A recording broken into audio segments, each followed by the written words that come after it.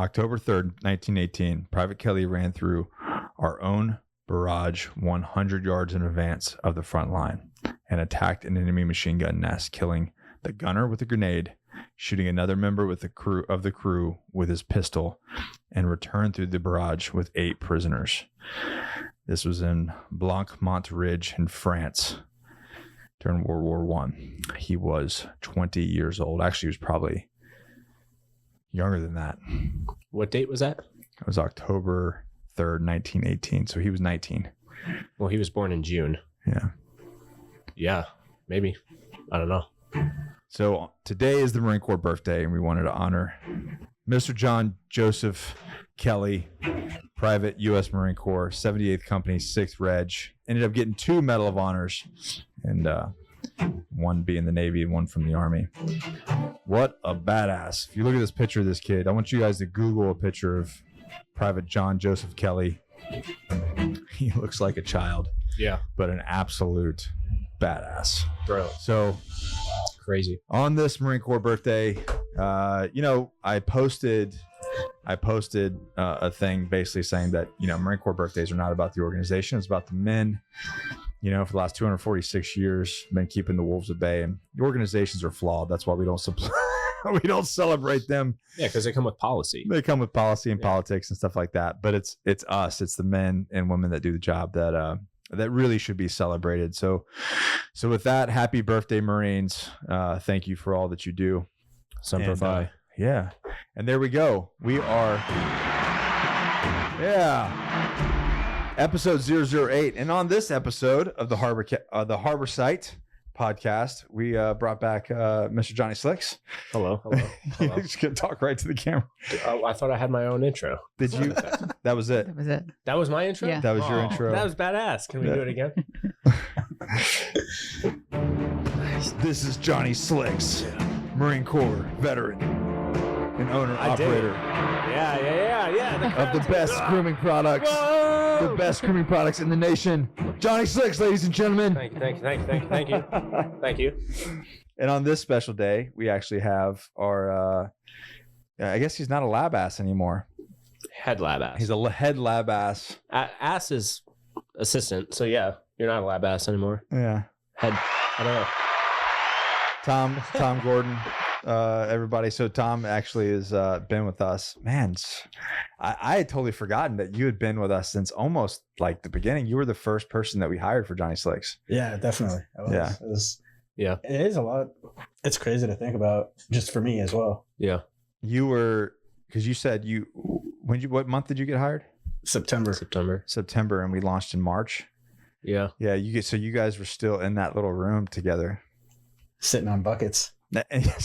We did, yeah. I think Tom sat on a bucket for a year. We couldn't afford the free Uline gifts to get those stools. We couldn't afford those yet. We weren't making big enough. We weren't making big enough orders. We used pails. It looked like he was milking a cow when he's back there pouring beast wash. He was just like squeezing it out. Yeah. Every time I walked through there, he was just sitting on that bucket.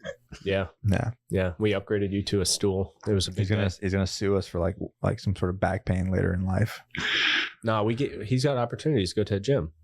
Oh, that's right. Yeah. Yeah, we pay for that. Yeah. Yeah, it's your own fault. I stretch once a day. Yeah. Stretch once a day. He's fine. And Tom's also a Marine as well, and actually served at MARSOC as well as a geospatial guy, right? Yep. Yeah. So all a bunch of washed up jarheads. Yeah. Yay for us. We're just like shutting down the stereotype. Broken veterans. That bullshit. Yeah. We're all actually doing something. You actually just sent me there's a new movie coming out about that, right? Jake Gyllenhaal. Oh yeah. What was that called? You sent me the trailer. Ambulance. Ambulance. Yeah, Ambulance. And I had just seen this. And so John, just so you guys know, so Johnny and I always we have this thing going back and forth, another veteran movie where the veterans are the bad guys.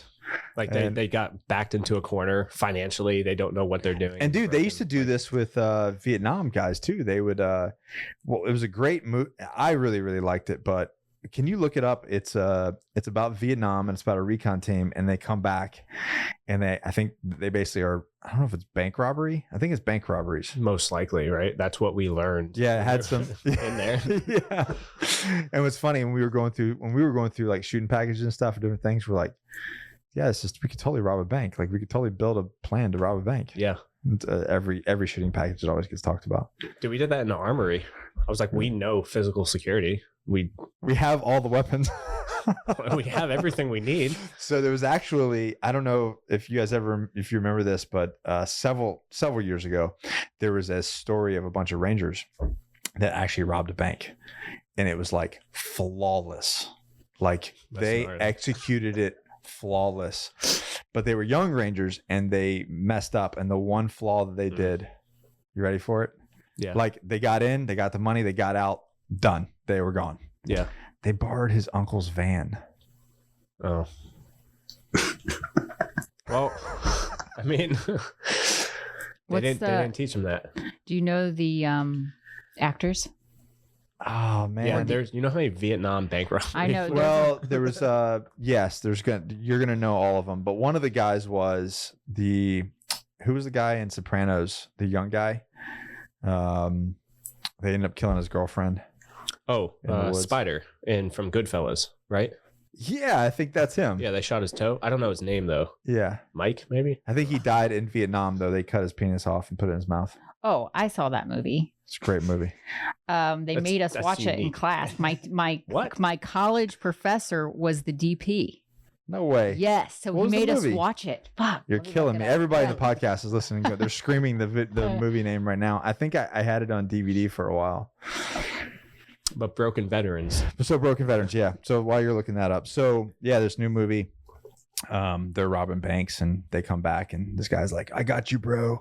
I've never let you down." And then of course they get caught and it's this whole shit show. It's an hour and a half of them running from the cops. Is it Tigerland? No.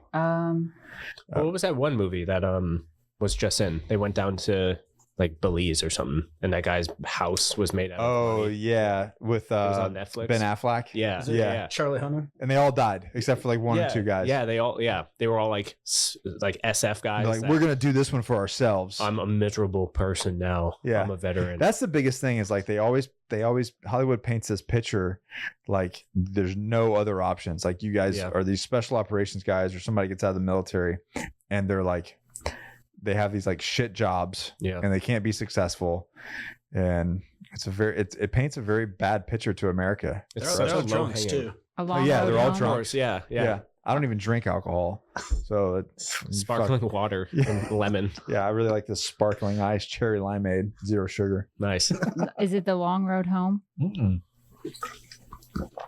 Maybe we should just, I literally just mode, Googled that. It's Recon Marines. Recon Marines. I know, the penis cutting off. You Googled that? Yes. Incognito mode. Oh, wow. Yeah, you definitely need to do that. You're going to get a whole lot of results. Yeah. That are not related to this.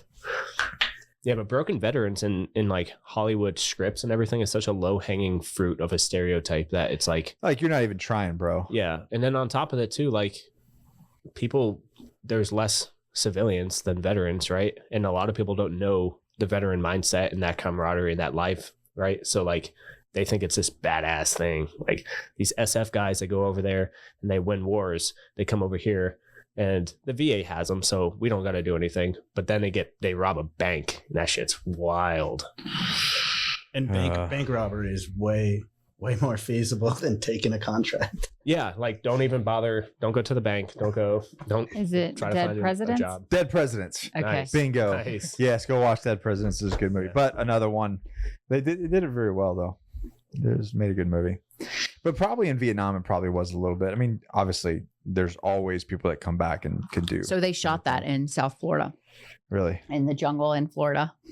Oh, that's funny because when I did my pickup shoots for Trailblazers, when instead of going back to Bolivia, we went to Florida and shot so a little TV magic for that reality TV show. I shot a bunch of it in Florida. Actually. They make it look really like a lot like Vietnam, though. I mean, Florida's thick, man. Anyways, Hollywood, do better, man. Just stop picking on people that are doing something. Yeah. Why are you picking on people, man?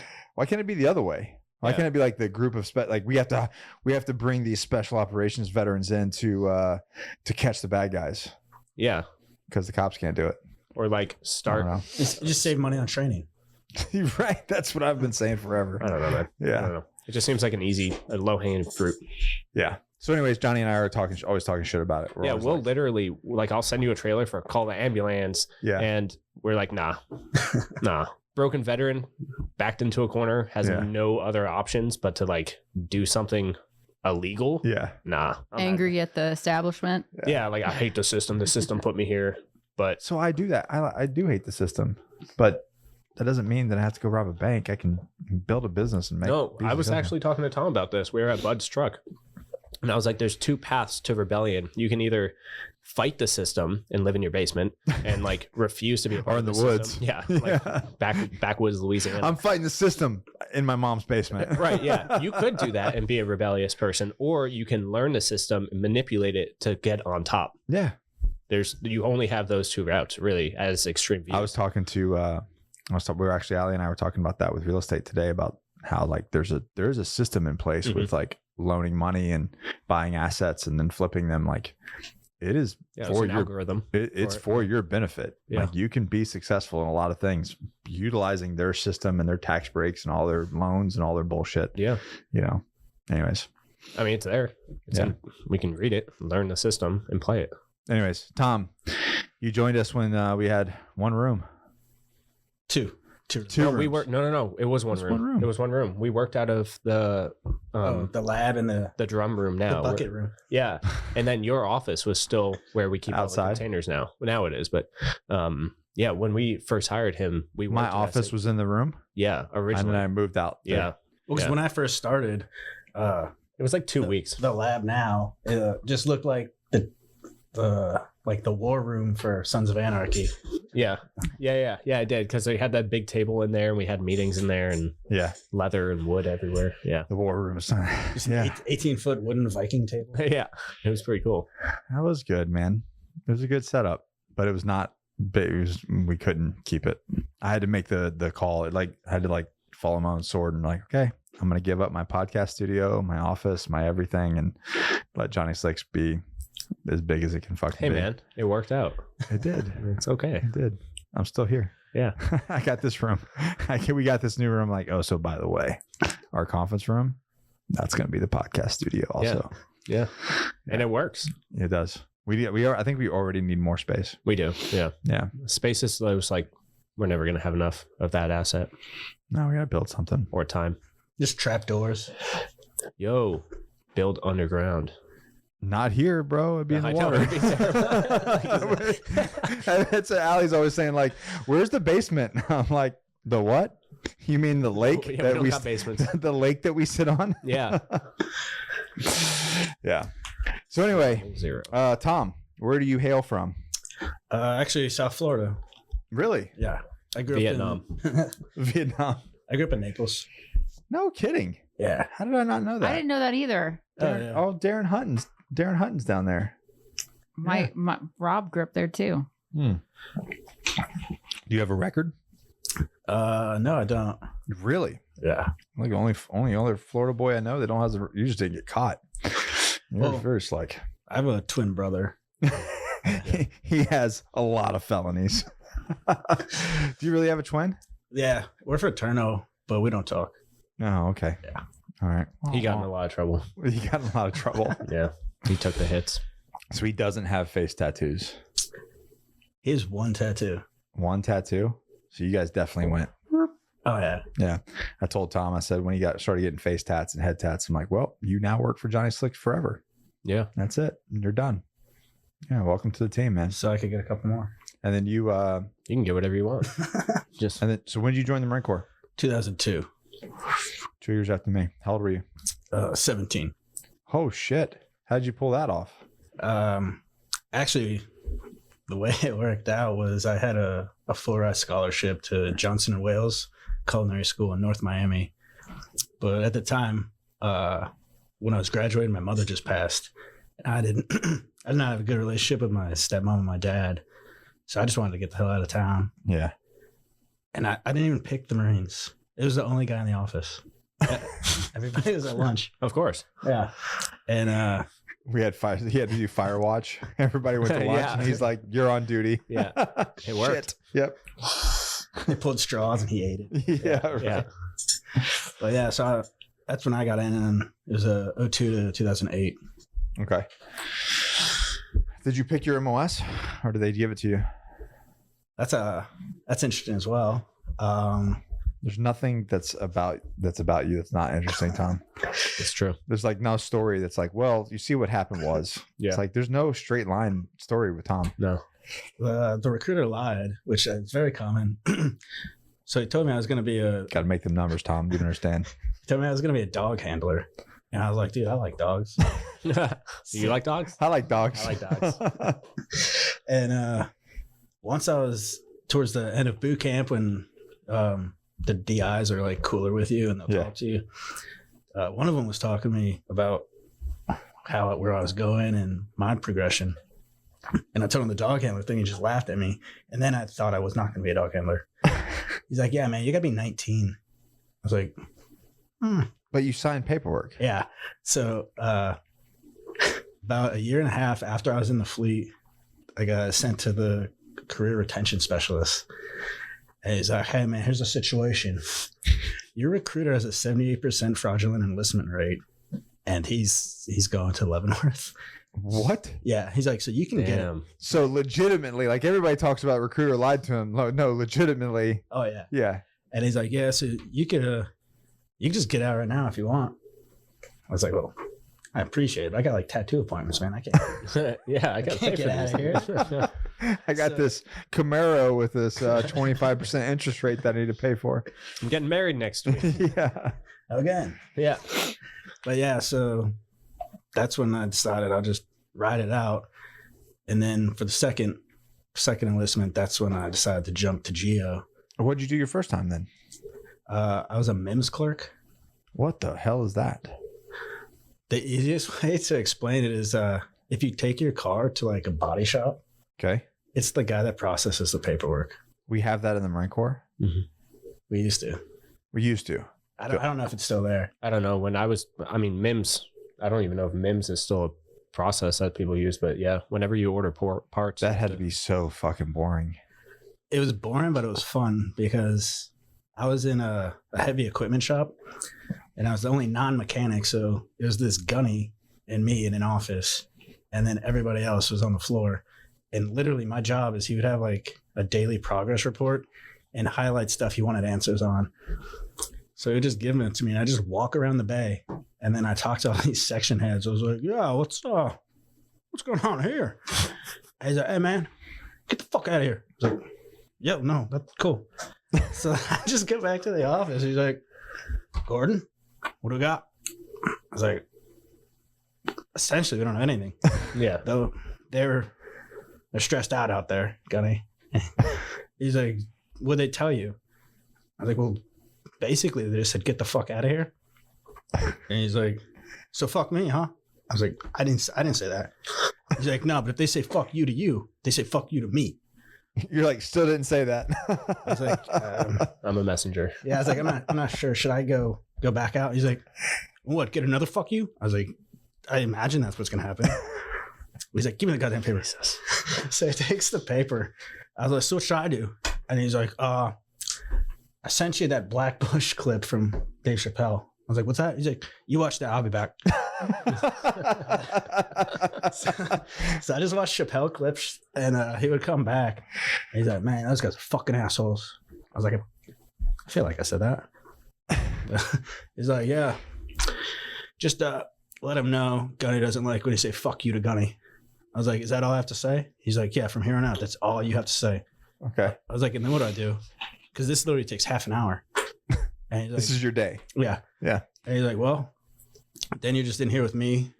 And we'll like, honestly, I watch a lot of Comedy Central. So I mean, you can do that if you want.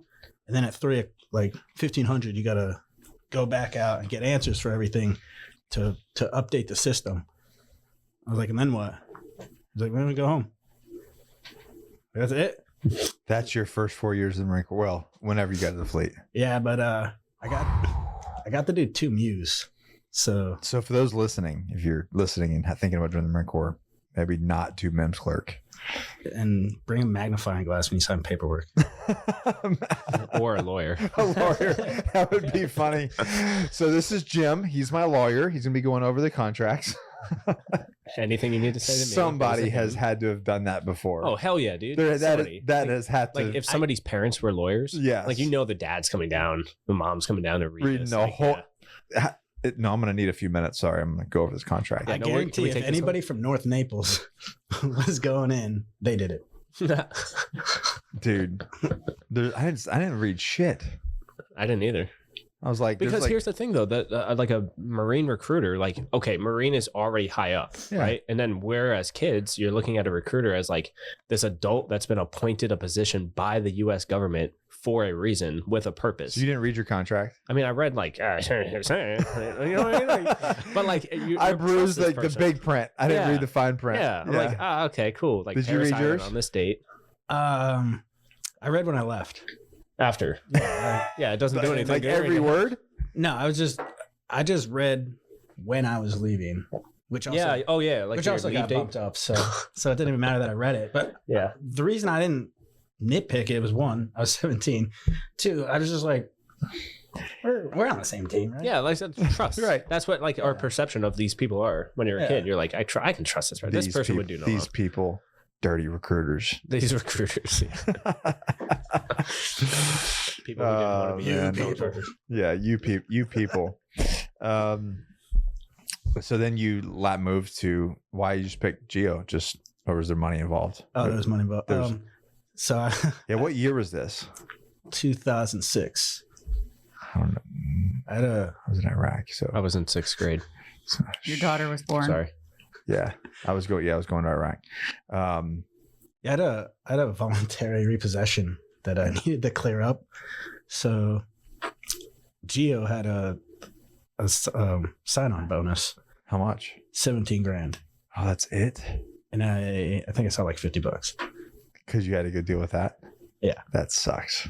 So literally like 17 grand over 4 years. Like, what is that? Yeah. But it was funny too, because the only reason I even got in, there wasn't even a test. There's just nobody that wanted to do it. It was me and another guy. You have to have a decent GT score, right? Yeah. Well, I wanted EOD. So everybody does. Why? I don't know. Fuck that job. You get to have cool hair. I had cool hair. I had and have. But your EOD, hair before Johnny Slicks was shit. Yeah. Yeah. Yes. Continue. Let's move on. I used to use dirt and water. That's how I styled my hair. I mean, that's what you can call it. There's business names, but yeah, that's what that is. Yeah. Oh man. I mean, I had cool hair too. I had hair. You had hair in the Marine Corps? Yo, you had that picture. Do you saw that? He has a picture of him with hair. You wouldn't even recognize him, man. Where's this photo? Hold on. I don't know if he has it. Dude, he showed me. I'm like, Tom, I've seen Photoshop. My favorite picture of you is the butterfly picture. At that time, I was going to a tanning salon too because I was in the armory nonstop and I was getting like a depressed vampire from the melanin. Yeah, 100%. Yeah, I was getting really upset. Yeah. So I was like orange. I had a butterfly. I'm wearing like a flack. I hate that picture, man. Why? I think it was the day. That day was just terrible. I was like driving around the armories, like picking up 1 M16 from here, 3 from over there all day. Oh, God, man. And then you have to track your everything with the Humvees, every single thing. If you turn down the wrong road, you have to report it. Yeah. For mileage. I'm glad I didn't have your guys' jobs. How much weight is on the Humvee? Oh, man. I was out for this, but it was the last time I had hair. So that was after you got out? Yeah. Wow, you look disgruntled. There was a situation with that photo. Were you being arrested? I should have been. Anyways, so yeah, while I was in, I had a 5-inch slick back. Yeah. It's like what? Mine was like 9. Was it really? Yeah, I got in trouble a lot. Oh, man. Did you get the ID card test? Yeah, once a week. Of course. Yeah, once a week. Yeah. Dang, man. They'd always just try to get us to not have low regs. Yeah. Like, you basically look like we were in the army. If you can put your cover on and see your hair, it was considered like a low tapered fade. Oh, really? Yeah. That's why you buy a one size bigger. Oh, let's put it all under there. Nice. Bunch of shit bags. Smart. All of us. It's all you guys looking to join. Well, tattoos are back. Good job, Marine Corps. We're doing something. I don't know what it is, but we're doing it. I literally met a guy at the airport. He was actually a comm guy with MARSOC after I left, but bumped into him when we landed in Florida. He was getting his gun. I was getting my gun. Obviously, we're like, hey bro, how you doing? Hey brother. Spider-Man meme. Yeah, yeah, right. It's like, yeah, exactly. It's like, you can tell, right? You can tell like-minded individuals. Anyways, and so we're both picking up our guns, and he recognized me, and so we got talking to him, and while we were waiting, and he got kicked out for tattoos at the 10-year mark. And he's like, yeah. Damn. And he's like, what the? And I said this when the tattoo thing happened. I actually did a podcast with Cody about the tattoos. Yeah. When it all happened, I said it's gonna come back. So now with the juice mandate, everybody getting, forcing everybody to get the juice, they're like, yeah, I think tattoos aren't that bad. Let's open the tattoo thing. We're like, wait, we have a lot of people leaving. Yeah. Numbers are dropping. Yeah. How can we figure this out? Yeah. Morale is dropping. I figured they're just gonna wait for a few guys to get sleeves, and they're just like, tattoos. You don't mind needles, right? Right. Dude, that's what it is, man. Yeah, you don't mind needles. Yeah. But it is, man. I think there's not a fiber in my body that doesn't believe that they are utilizing this as a tactic to like offset what's happening. I mean, coincidental timing. Right? Yeah, right. Yeah. And you even said it before the podcast. You're like, you think it's even more than that. You think it's like, look over here, the Marine Corps is allowing tattoos again. Yeah. You know what I mean? It's like, oh, tattoos. Oh, we can get more people. Let's not talk about this whole thing that we're doing here. Yeah. Yeah. As headline news, you type in Marine Corps, it's like headline news, mandatory jab, mandatory, like all of this, like people leaving, effectiveness, whatever. And then they were like, now you Google it, tattoo policy. What to do about the new tattoo policy. So it's like PR. What is a tattoo? If you looked into it, it's just sleeves. I saw a picture where it's basically like your whole body. You just can't have them on your face and your hands. Yeah, it was like the Navy, like that little graph they have for the Navy. I think it's like the same thing. Like a collar around your neck and stuff. Yeah.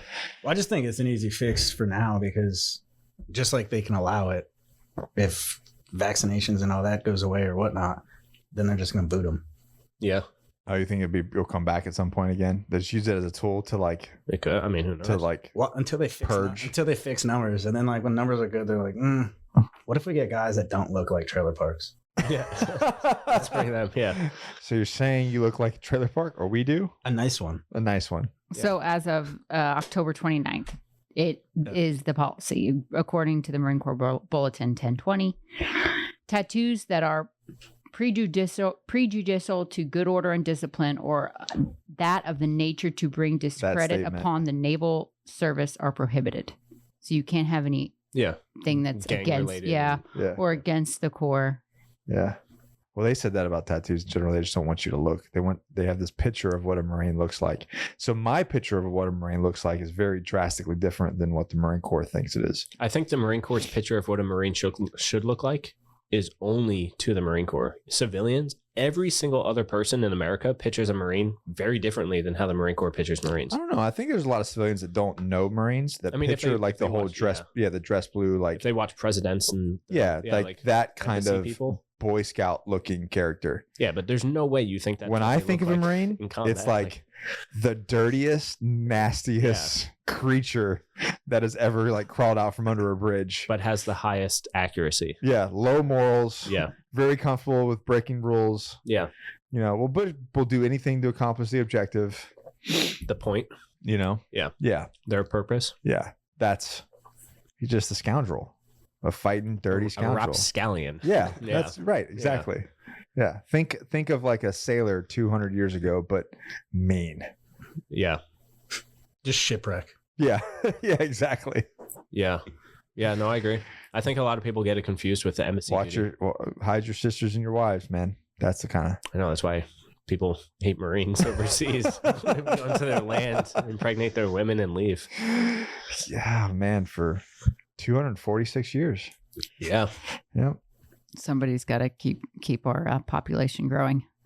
Yeah, Right. got to keep the warfighter. That's really growing. how America's values are spreading. It's just by Marines. by deploying. By safety deploying. Yeah. Safety.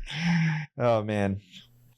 Well, tonight is going to be not with us, but tonight will be for a lot of young Marines very.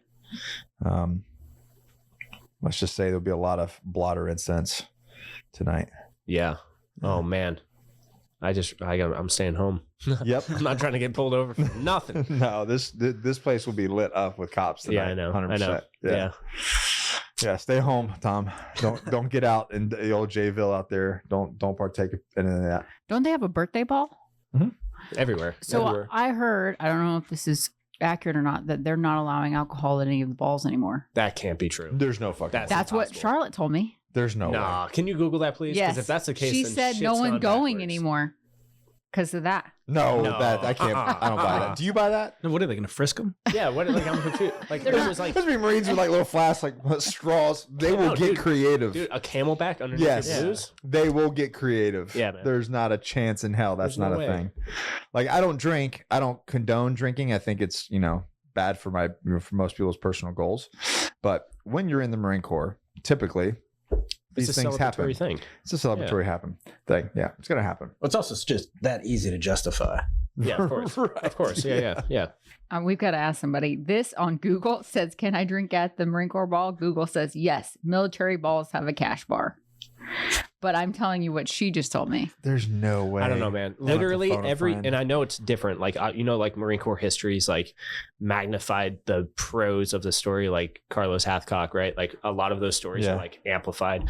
Because man, I hate to break everybody's heart, but I met when I was a young Marine. I did some sort of, what was it called? Recruiter's assistance. Yeah. RA. Yeah. Yeah. And they had this like working party. I had to go do this Korean memorial thing. So I actually met some Korean vets, old dudes. All they did was talk shit about Chesty Puller. Dude, that's all I've heard about too. They're like, that guy was a straight dick. Yeah. He was they say he's a poster kid. Yeah. Like he was the billboard for the I Marine Corps back in don't the know. day. It's I not have what the no Marine idea Corps either. says, but Yeah. like all these young enlisted guys, they're not young anymore. They They were at one point. They were like, that dude was a straight dick. He didn't care about nobody. Yeah. But you got to himself. also think like, were they doing that out of like honesty or was it like envy? Like, you got to Or was he like making them do shit that they really was he didn't like, want to yeah, do? right? Like, was he working part? Okay. Yeah. I don't know. But like we amplify it in the Marine Corps saying that like Marines were founded in a bar, like we drink. That's just what it is. So that would be wild if they got rid of drinking. So here's an interesting thing. So I met with, when I was deployed to Turkey in 2001 or 2, hold on. He was, what was the deal? What do you have to do? He was a Mason. Okay. Or he was about to be a Mason. He was going through like, I don't know the whole deal, but like you have to read this like huge book. Are you talking about like a Freemason or like somebody who lays? No, like the organization. Like a trade. Yeah. I gotcha. Okay. Yeah. We're on very different pages. Which is strange to me because I think that it's super, I think I could be wrong and I'm not trying to be offensive to anyone, but I think it's like super segregated. Like I think there's like a black Freemason. Yeah. Yeah. And then like a white Freemason organization, or I don't know. I don't know. I don't know either. I feel like if you know, you if you're in, you're in, you know. know. Anyways, so he tells me he's like, hey, listen, just so you know, the Marine Corps was actually founded through Freemasons. I believe it. And so I'm like, there's no way. There's absolutely no way. He's like, yeah, Ton Tavern, that was a Freemason lodge. It's like a moose lounge, elk lounge. Yeah. Yeah. I believe it. And he goes, yeah, look into it. And I started digging into it. And dude, there's a lot, if you really have to dig in some history and the Marine Corps history, not the Marine Corps version, but of course, other history books and other stories and stuff. There's a lot of like little symbols and little things that we've adopted, especially the early symbols of the Marine Corps. there's a lot of correlations, and there's a strong possibility that it was. I don't know what happens, after that, if what involves, but I mean, I 100% not going into like the Johnny conspiracy. Let's do it. Go. No, push the button. Dun dun dun. What button is that? Nice. Not going too deep into that, but why couldn't it be? Like, why couldn't that happen? Well, they like say in the Marine Corps version, didn't they say most of the country was because isn't it like on our dollar bill and yeah, it's everywhere. Yeah, it's like completely everywhere, and you can watch documentaries. I've seen documentaries, but you never know which ones are real and which ones like falsified. But like in the Marine Corps history, if we look up how it started, like there's just a bunch of Marines in there talking about how we need to start a group of elite warriors, and then it just started. Like, where did that funding come from? Who created this organization? The planning, the Illuminati. Yeah. Oh, geez. Now we just took a huge jump. We're gonna get those emails from people like, "Do you want to join?" I get those all the time, man. Yeah, we're gonna get more now. I'm very uneducated on Freemasons. I just remember that Johnny Depp movie From Hell, and I just thought it was a cult that did absinthe. I mean, a cult is putting it in a very like niche way. That's like very specific. I mean, it goes back like thousands of years.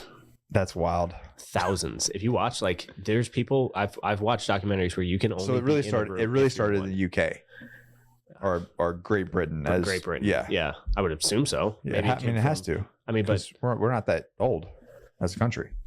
So you're talking about that long. Like, it has to be like Euro-American type of. Yeah. I mean, I just have this vision that in 2 days I'm going to be at Publix and I'm going to get like shoved into a van. No, the hierarchy definitely came from like Catholicism, right? Like that type of like head priest, like all of that. So like it had to have come from that era, or at least that type of. Who knows, man? Who knows what the real story is? I know, but look at the hierarchy between that and then like the Marine Corps. You know what I mean? Yeah. Like, there are a ton of similarities. Yeah. Challenge coins. Like there's a lot that's of why when he told me that, I'm like, nah. Then I started looking into it. I'm like, oh shit, there might be something here, man. Yeah. Like looking at symbols that are on the bill, like drawings and paint, like, you can go down the rabbit hole, man. I think we should all take a trip to Philly. Isn't Tun Tavern no more? Didn't they like build over it? So if the original, now there's something up there that is I think they have a sign. Yeah. I'm saying like where it was. Yeah. Okay. But I don't know if that's how legit that is. I'm pretty sure that place was bulldozed. Yeah. Yeah. Long I thought time I read ago. it was. Yeah. They delete, they delete. But there is a sign on a street that says this is where, right? Yeah. I can get rid of. We're gonna scrub There's all too many this. symbols. It's too many arrows pointing to the right direction. Yeah. Yeah. Just in case I can get hold of one of these jar heads that's still active. Find out if they're drinking at the Marine Corps ball. Yeah, I want to hear about this. Yeah. But every single ball is different though. Like each unit holds different balls. Some do like. I was thinking that was like unit specific. Yeah, it could be like a grunt unit that has too many DUIs this year, so they're like, nope, no alcohol. You know what I mean? So maybe the colonel's daughter got in a car wreck. Yeah, something very specific. I mean, like he's in EOD tech. Yeah, I'm messaging somebody at Marsoc and see if what's the scoop. Yeah, what Can you fellas drink? Yeah. When I was deployed, it was a Marine Corps birthday, and we just had the CO like snuck. He had like a flask, and he just snuck like a shot of whiskey, and everybody's like, bro, my balls. Person that we had to worry about was the sergeant major. Why? He was a fucking drunk.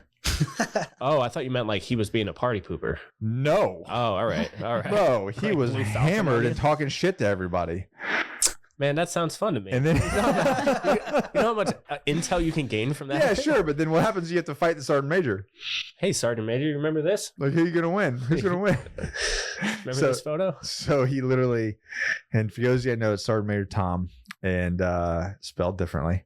And he, Willie T, and he, like, this is at 3rd Recon. At the end of the night, he just like walks by the fake Marine Corps birthday cake, not the real one, the fake one, that they just like present and do the whole thing. It's just icing on like, I think cardboard or something. I think they like do a square cardboard and then like cover it with icing. He's in his blues, hammered drunk. He just like walks by and from the very beginning to the very end scrapes an entire handful of icing, runs his fingers through the cake of icing and just like, he's like, cake. And just starts eating this icing. And it's like all over his blues and everything. But alcohol is okay. Why would you do that? Make good choices. That's the dude that used to give us weekend safety briefs. Yeah, you remember him, right? Yeah. Bro, what? Oh, he was. I think everyone he started off. Was he always like, all right, okay, All right, okay. Listen, gents, life's hard. It's incrementally harder if you're stupid. Yep. And then he goes, and then he would. That's so crazy. He would. I hated him and loved him all at the same time, man. He chewed my ass so many times. Like I was a sergeant under him at 3rd Recon, and then he went to MARSOC, went to 2nd, and then I was a staff NCO under him there too. And he just fucking liked. I think he liked me, but then also hated me for some reason, or maybe he hated himself. But then in Oki, he would like, "Where's Sergeant Major going?" And his wife would get mad at him and go back to the Philippines. And he's like, and they would be like, "Well, Sergeant Major had to go get his wife." What the fuck? She'd run away, dude. She'd run back to the Philippines, and he had to go get her. Bro, that's so wild. That's wild. He was the, I don't know, man, like a sergeant major. He's a recon Marine and everything, and he was just like one of those guys that I don't know, like you hear stories about like in the 50s or something, different age. Damn. But he would get hammered, pissed drunk, and do some crazy things. So what'd you guys do for active guys, like on the birthday? Like obviously you celebrated at the ball, but like what'd you do on the day? You go to work? I don't remember. I think it's like a half day, really. Yeah. Or if you have training, you kind of have to, unless you happen to be like deployed or gone. But if you're back, yeah, I think there's not much work that happens that day. I've never celebrated a Marine Corps birthday on the birthday. Like usually usually logistically it doesn't really work. Ours was like balls. End of December. Yeah, some balls won't be until December. Dates. Yeah, and they just had one ball. We actually got invited to it while we were down in Florida, but obviously we couldn't go. Damn it. The MCD ball, we got hit up by a bunch of guys that were going down there. So it all depends. But yeah, that day it's usually like a logistical day, and everybody's getting ready, and then. Whew. Well, ours were always in Wilmington, so they would have shuttles. Damn, I had to drive to like Goldsboro and shit. Are you guys ready for story time? Yeah. I'll tell you my first ball at 2nd Force. Sure. Yeah. So no shit, there I was. So I don't even know. Yeah, I had gone through BRC. I'm a sergeant. I'm with 1st Platoon. Mitch Rollins was my team leader. And so we go to this ball down in Wilmington, and maybe the Marriott or something. Probably Hilton. Yeah, maybe. Yeah. And it was very small. The majority of the unit was deployed to Iraq at the time. So it was a very small ball. And you're brand fucking new to this unit. And so you're just like keeping your mouth shut. You know what I mean? Like you're like one of the new guys on the team. Like you're just like, hey man, I'm going to cooperate. I'm not going to get in any trouble. I'm not trying to make any waves. You know what I mean?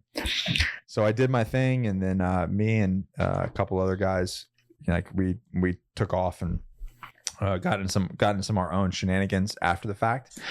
But at the end of the ball, there was these two individuals. One I served on a team with. The other guy, I think he got out. But they were both some Lance Coolies, dude. And this is afterwards. I wasn't even there. The place was under construction, so they had these like huge curtains. Like I'm talking like 30-foot curtains hanging from the ceiling, like blocking off like the construction area. So these two dipshits decided to pull them all down and start rolling in them. Like they just demolished these curtains, like pulled everything out of the ceiling and just like rolling in them. They were probably nice curtains too. Oh yeah. They were like the burgundy, really nice curtains. The velvety. Yeah. Like, yeah. So it made it look still nice. Fuck, you know how much those probably cost? I don't know. Anyways, I don't know anything about this. Like I have no idea what's going on. So that's like Friday night. Monday morning, you show up. We walk up to the team room. And my team leader comes out, Mitch comes out, and he's like, get a fucking water source and stand the fuck by, like to me. And I'm like, oh shit, what the hell did I do? And I'm like, I don't know what I did. I obviously did something. I have no idea why I'm in trouble, but I'm in fucking trouble. So he goes in. I don't know what happens. Knowing him, he's probably like taking a shit or something, getting ready to go on a run. So, because I don't know what's going on. He knows. And then we run from Courthouse Bay down to the LZ, like down the tank trail, Tom. Do you know what I'm talking about? And there's that big LZ where they have like barbed wire and all kinds of like tunnels and things like that down there. So he goes down there and he proceeds to thrash the piss out of me. What I feel like was for like well over an hour. Like 8 counts, monkey fuckers. I'm just like, and he's just yelling at me how I'm a disgrace and embarrassment to the public and like put a bad name on. And I'm like, the whole time I'm like, what is happening, dude? Like, what did I do? And at the end of it, he tells me what happens about the curtains. And I'm like, Staff Sergeant, I wasn't even there. He's like, that wasn't me. And he goes, oh, somebody said it was you. I'm like, no, man, I was with Ben and Joe. We were doing other things that I won't say on the podcast. But you don't know about it, so you don't need to know about it. I'm pretty sure I told him. But there was, women and pizza involved and whatnot, but nonetheless. But we were not there. I had nothing to do with those curtains in particular. And anyway, so he goes, well, shit, man. He pats me on the back. He's like, all right, well, let's get to work. Run back. That was it. Yeah, ran back. Yeah. That was it. That was the start of my Monday. Welcome. Yeah. Now, I love that story because nowadays people feel so offended and threatened to like get punished for something that's like not theirs, and they just won't stand for it. Like, oh, fuck this, I quit. Like, I'm not thrashing because they will put their heels in the ground and be like, I'm not doing this because I didn't do it. And it's not right. It's not fair. Hey, fucker, life's not fair. Yeah. But guess what? I took my licks and I'm fucking moved on. And you know what? It probably with him built rapport. Like, dude, that dude got thrashed for an hour in the sand. I mean, I was fucked up. Like, I'm in the sand, the sand out there and everything. Like, I am sweaty. It's like humid and sticky out there. The sand fleas and the horse flies are out there all over us. I just took it. And then he goes, oh, okay, my bad. I don't even think he said my bad. He said, okay, never mind then. But like, you take your licks and you move on, in a situation like that. Because otherwise, what's the alternative to that? Yeah. Like if you just put your heels in the ground, like now you're on a small team, you got 6 people, and you're the guy that's like won't just deal with it. Yeah, you chose a disconnect. Yeah, you chose a disconnect instead of just going, you know what, this isn't my fault, but I'm gonna enjoy this pain for an hour, and then we'll figure it out. Yeah. It's also funny. It's like the difference in stories when you're in like a support role. Because I remember my last ball. So I stuck out like a sore thumb because I just got NJP'd. So I already pawned my blues, and I just showed up in my alphas. So everybody was talking shit for me for that. Can you do that? You can do that. Yeah. Yeah, that's allowed, sort of. You're allowed to. But nobody's gonna be happy about it. You're a shitbag. Yeah. Yeah. But it was just, for me, I was just freshly demoted corporal, but I still had like bigger stacks than all these staff NCOs, so they were mad about that. But I was like, all right, well, I'm staying in Wilmington, so I'm just going to get smashed. Like, I have a room 2 blocks away. I'm cool. And so I was doing that. And then there's like, obviously it's a couple, like, function. Like, everybody's bringing their significant other. So I know a couple of these guys, and like their wives we're all just standing around talking. And then the suppo was this captain, and he came up to me. He's like, hey man, what's wrong with you? And there's a lot of places I could go with that, but I was like, is this a blues thing? Yeah. He's like, nah, man, how you let that girl drink out of a beer bottle? I was like, what? Huh? He's like, she's drinking out that beer bottle. I was like, yeah, no, I see that. And like, I had one. Yeah. And I was like, everybody's drinking beer bottles. Like, what the fuck are you talking about, man? He's like, man, looks like she's sucking a dick. I was like, oh, your dick looks like a beer bottle? He's like, what? I was like, what are we doing? What's happening? He's like, Jesus. Go tell her to put it in a glass. I was like, can you tell her husband to do that? Why? I'm by myself, man. Wouldn't it make more sense to have the guys drink out of glass then? Yeah. And we let the women drink out of bottles? I don't know, but that makes sense to me. Right? Yeah. This guy was backwards. He was drunk. he was no shit. Yeah. He's drinking out of a beer bottle. But yeah, and I was just like, oh, that's not your wife? I was like, nah, I'm pretty sure she's with that dude that has his arm around her. And he's like, oh. I don't roll like that. He's like, yeah, I didn't know what you're into. I was like, forced conversation's not one of them, but thanks, man. Why do you always find yourselves in these situations, Tom? I like to think that it's not me, and I'm just like a weirdo magnet. That means it's you. You're the common denominator, man. I am. I don't know. I think it's because I smile a lot, and it's very welcoming. Yeah, you look real welcoming. Yeah, for sure. Yeah. You're definitely the guy that I wouldn't know that I'm like, that's the dude that I want to talk to. Tom in like 10 years is just going to be fed up with all everybody's bullshit of coming up to him. He's just going to ignore them. Like, I'm just going to look like Clint Eastwood was a Sons of Anarchy. Yeah, you're just like, people are going to walk up and you're going to be like, nah, I'm good. Like a tired rug. Don't even try. Keep your mouth closed. Yeah. But then when someone talks to you, you just don't respond. You don't even pay them no mind. So, John, do you have any good ball stories? No, I only went to one ball and in your whole career. Oh, the steak was bomb. That's your story? Yeah, Rebecca and I went to a ball and the food was phenomenal. The people at the table, like no one else liked it. Rebecca and I dug it and we took their food. It was awesome. That's what happens when you have nothing. I had 2 Marines that were holding the cake for the ceremony. They passed out because they locked their legs. Everything else, it was like a 2-hour drive to get there. Everything else was, I can't remember a thing. I didn't drink at all. How old were you? 19. Oh, so you're just like your first one. Yeah, it was like first one. Because the other one I was deployed. Other one I was going through a transition, so I didn't have a unit. I was like getting ready to go to another one, and then I got out. Damn. So yeah, I only got to go to one ball. So when your wife doesn't cook, the ball food is really good.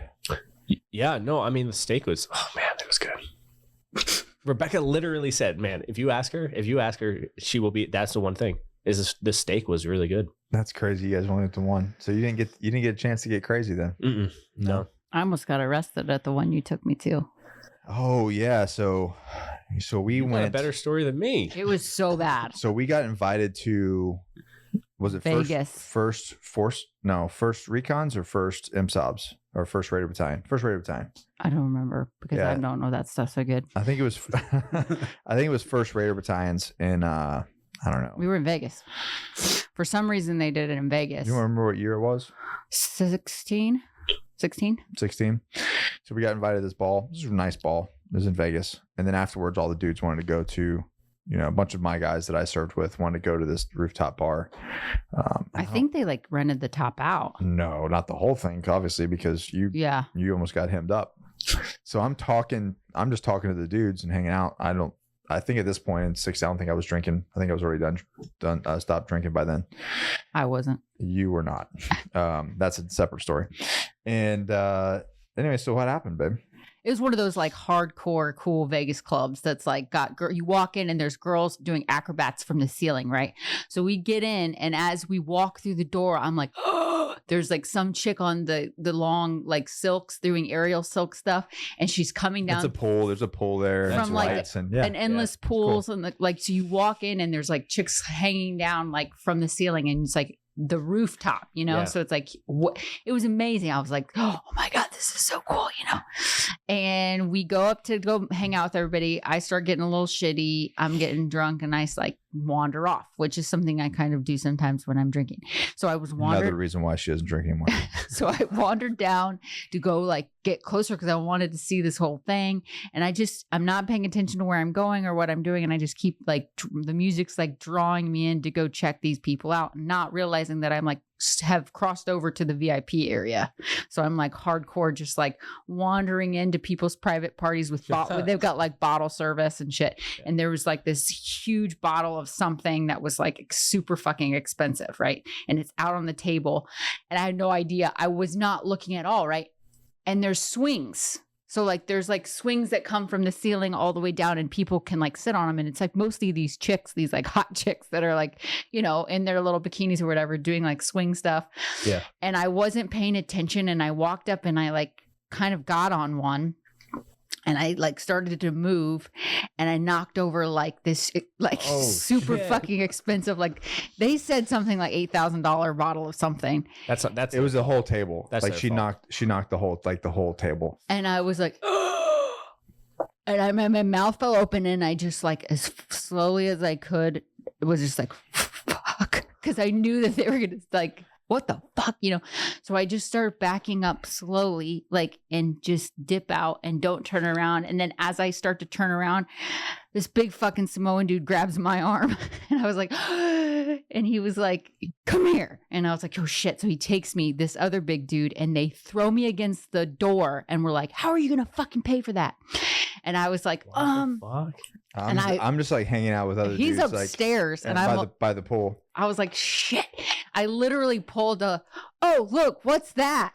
And I just started running as fast as I could through the club, like as fast as I could, and like ducked behind stuff, took off up the stairs. And I was like, we got to go right she now. Found me and she's like, we have to go. And I'm like, shit. What the fuck? It's been 3 minutes. Yeah, right. And we bailed. We ran out of that place because she like knocked over some whole table of like $10,000 bottles or something. It was bad. Yeah. So, jeez, that's my Marine Corps ball experience. Did you stop drinking after that? Mm-mm. Yeah.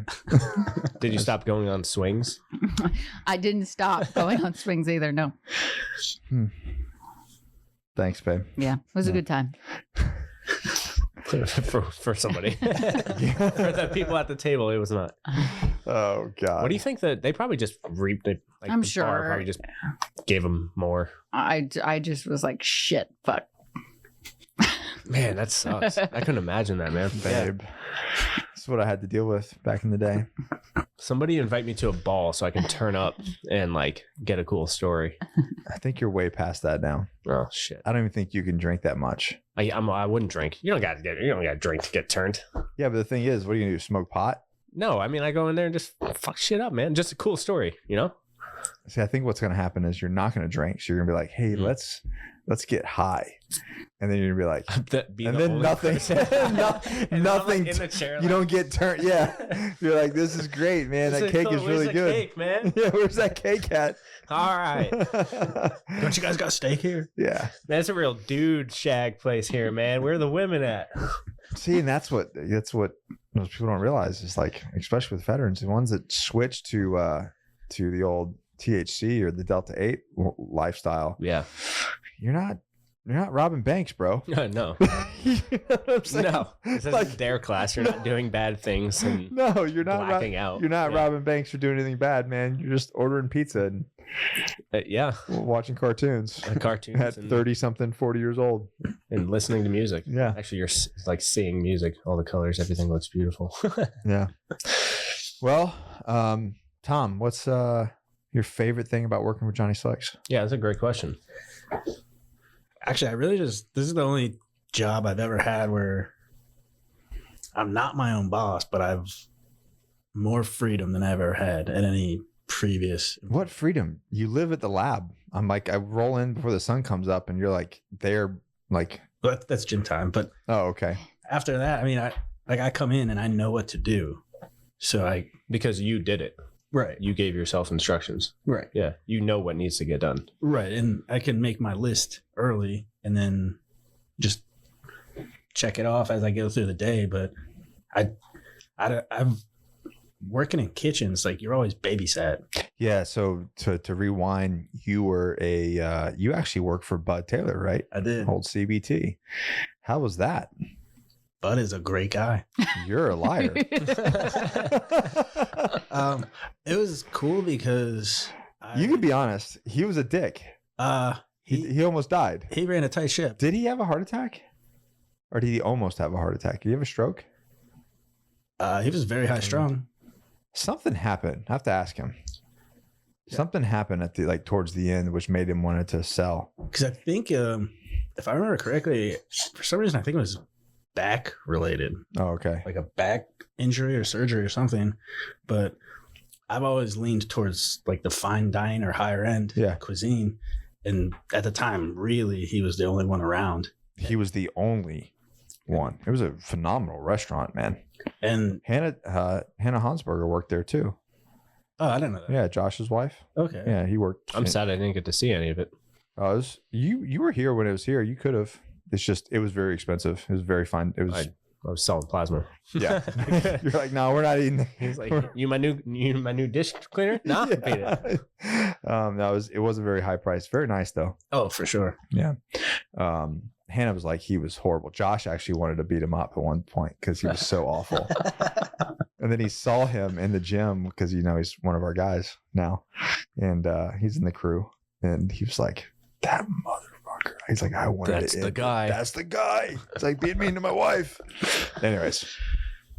Hannah's like coming home crying every night. Yeah. He's so mean to us. Yeah, you did. How long were you doing culinary? Between before the military and after, probably like 15 years. Yeah. And you were actually looking for something culinary when you went to Johnny Slicks, right? And I was, because we led you astray with the job. It was how did we word it? Lab. Yeah, chef. Kitchen assistant or something like I that? fully blame Liz, but yes. Blame Liz. I love that. Liz, where are you? Come here. it was sous chef / That's what it was. Yes. Yeah. That's what it was. Yeah, we said sous chef. What do you call your position? What do you call this? sous chef / lab assistant. And I was like, what the fuck? I was like, well, I've been a sous chef. I think I got it. What? We were trying to figure out. So at that point in time, we're trying to figure out, okay, how do we like, because we're not hiring a chemist to mix ingredients. It's a kitchen. It's a kind of a kitchen. So you're kind of cooking grooming products. Yeah. It's not a manufacturing thing. Yeah. Because we're not like blacksmiths. Right. Yeah. So it was like this weird. And it, for as confusing as it seemed, it was definitely spot on, because I would say it's more close to cooking in kitchen than anything, because a formula is a recipe. Dude, we go on Webstaurant. Yeah, all of our stuff is from restaurant, right? Restaurant stuff. But yeah, so that's how I found it. And I interviewed with Liz. She's like, yeah, so do you know what you're doing? I was like, no. What is this for? What is it you say you do here? Yeah. Like, I literally walked in and it was still like Raider Project stuff. It was like, yeah, we were in the back area. Do you guys just sell silkies? Like, what's happening? Oh, when you walked into the back. Yeah. And we had to pull up the chairs from like those little wooden chairs that we used at the meeting table. Mm-hmm. That's what we interviewed on. Oh, wow. Like, we just flipped it around and sat down in the back room. That was where all the product was.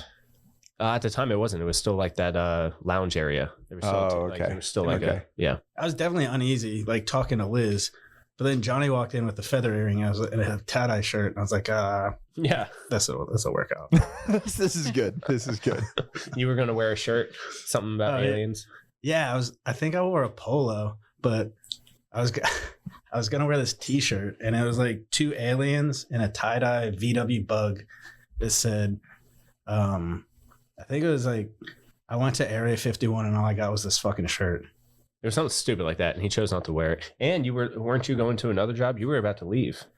Yeah, I was gonna go to like some snack food packing place in Holly Ridge or something. Really? Yeah. Yeah. Almost everyone we talked to on the team, like they had another position lined up that they were going to do, and then they came to here, did an interview, and called that off. And called it off. Yeah, Hector did that. A lot of people done that. Yeah. Yeah. So what sold you?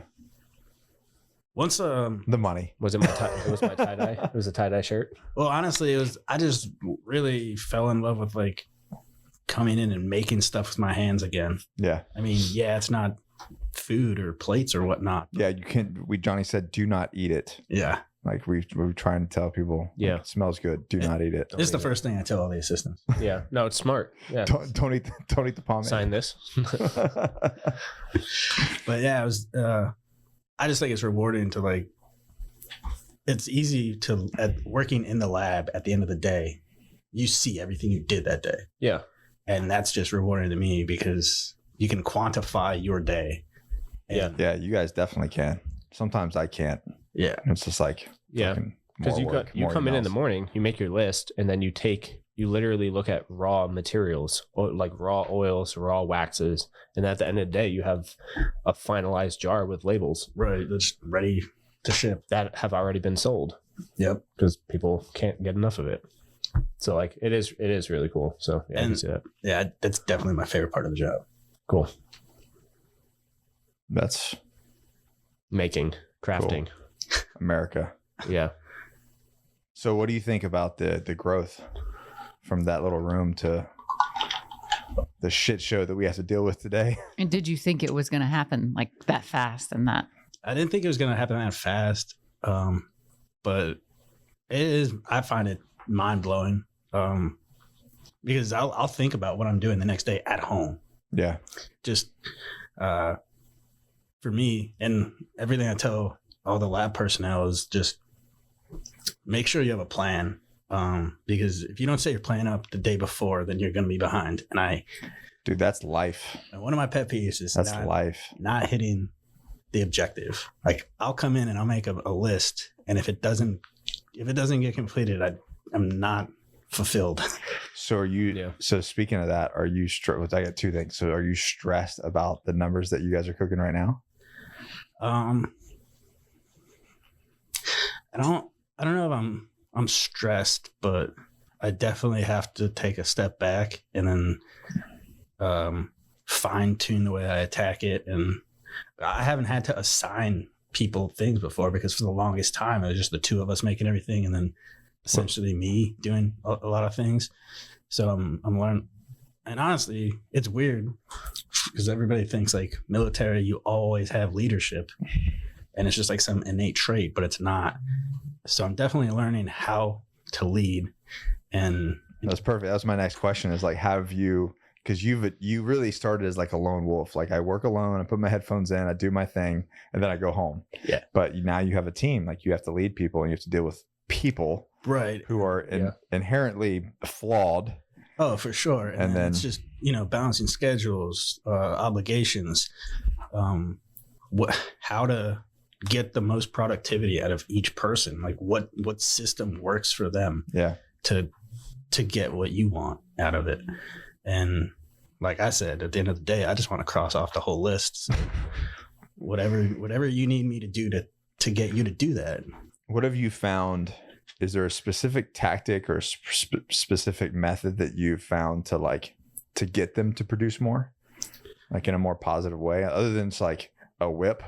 Like you will do 500,000 beard oils by the end of the day. Yeah. So this sounds horrible, but positive reinforcement, and I'm really bad at that. I mean, I'm better now, but I get the most beneficial results. I've found some pretty efficient ways to do every single task. So I will present that. But if you have a better way, a faster way, then by all means, you do that. And you just give me the number I need. So however you need to get to the end, that's fine. But I can start you out in the right direction. Mm-hmm. What has worked for me, it may not work for you, but at least you have a starting point. Yeah. And then it's just working with each individual, because everybody has a different style, or just different way of going about everything. And that's been working. I think so. Absolutely. You're going to be a good husband, Tom. It's been getting better. So you feel like it's been getting better over like the months and years that you've been doing it? Definitely. Well, up until probably this year, I really didn't even have assistants. Yeah. So the last year has definitely just forced you to. Oh yeah. Yeah. But it's awesome because also going along with that, this last year, I don't go out and drink and all like the stupid shit I was doing. So I'm like focused on my goals, things I'm trying to do, personal growth, which just further benefits the lab and everybody tied to it. Yeah. So that this last year, definitely. Dope. You're growing up. becoming a grown up. It only took 37 years. Hey man, you know, there's a lot of growth that I've had in my 30s as well. Hey man, there's people who don't realize that until it's too late. Yeah, I feel like I really haven't turned, you know, like obviously I've been a man and been a father for, you know, almost 20 years now, but man, looking at it as like the whole picture, it's like, nah, man, I didn't really do that. I didn't really make something of myself as a person or as a man until my 30s, you know, even maybe late 30s, you know. Until then, it was just, you know, whatever. Well, I also think that there's just all these like weird deadlines or timelines tied to age for like. Oh yeah, society puts us there. Yeah, right. Yeah. Instead of it just kind of this linear journey. Yeah. But the more you put into it, the more you invest in yourself, the more you're going to get out of it. Like you said, like the more that you've worked on yourself and the more that you've grown, the more it's benefited like all areas of your life. So we try to tell people all the time. Yeah, because you are the root of everything that's going on in your life. So if you water yourself and get to know yourself, everything will prosper around you as well. I try to tell people that too, that surround themselves with whatever. If you surround yourself with like negative, depressed people, guess what you're going to be? Yeah, of course. You're going to be the sixth. If it's 5 people, you're going to be the sixth negative and depressed. Vice versa. If you surround yourself with a bunch of happy people, you're going to be the sixth happy person. Yeah. If you surround yourself with, if 5 of your friends are millionaires, guess what you're going to be? The sixth millionaire.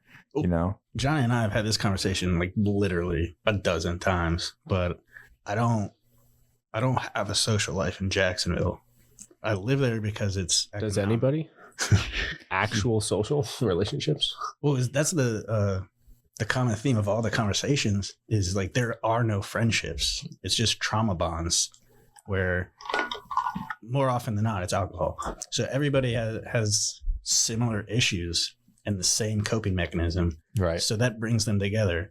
But then when like real trials or true relations happen, then they have nobody. And they're like, what the fuck? Where's my friends? It's like, you don't have friends, bitch. You got trauma bonds. Yeah. Yeah. You have drinking buddies when things are cool. Yeah. Yeah. When shit gets real, it's like, nah, I don't have the emotional intelligence to handle this. Yeah. Also, they're just going to drink themselves into a stupor. Why are they going to pick up your problems? Right. Yeah. So, yeah, it's a shame.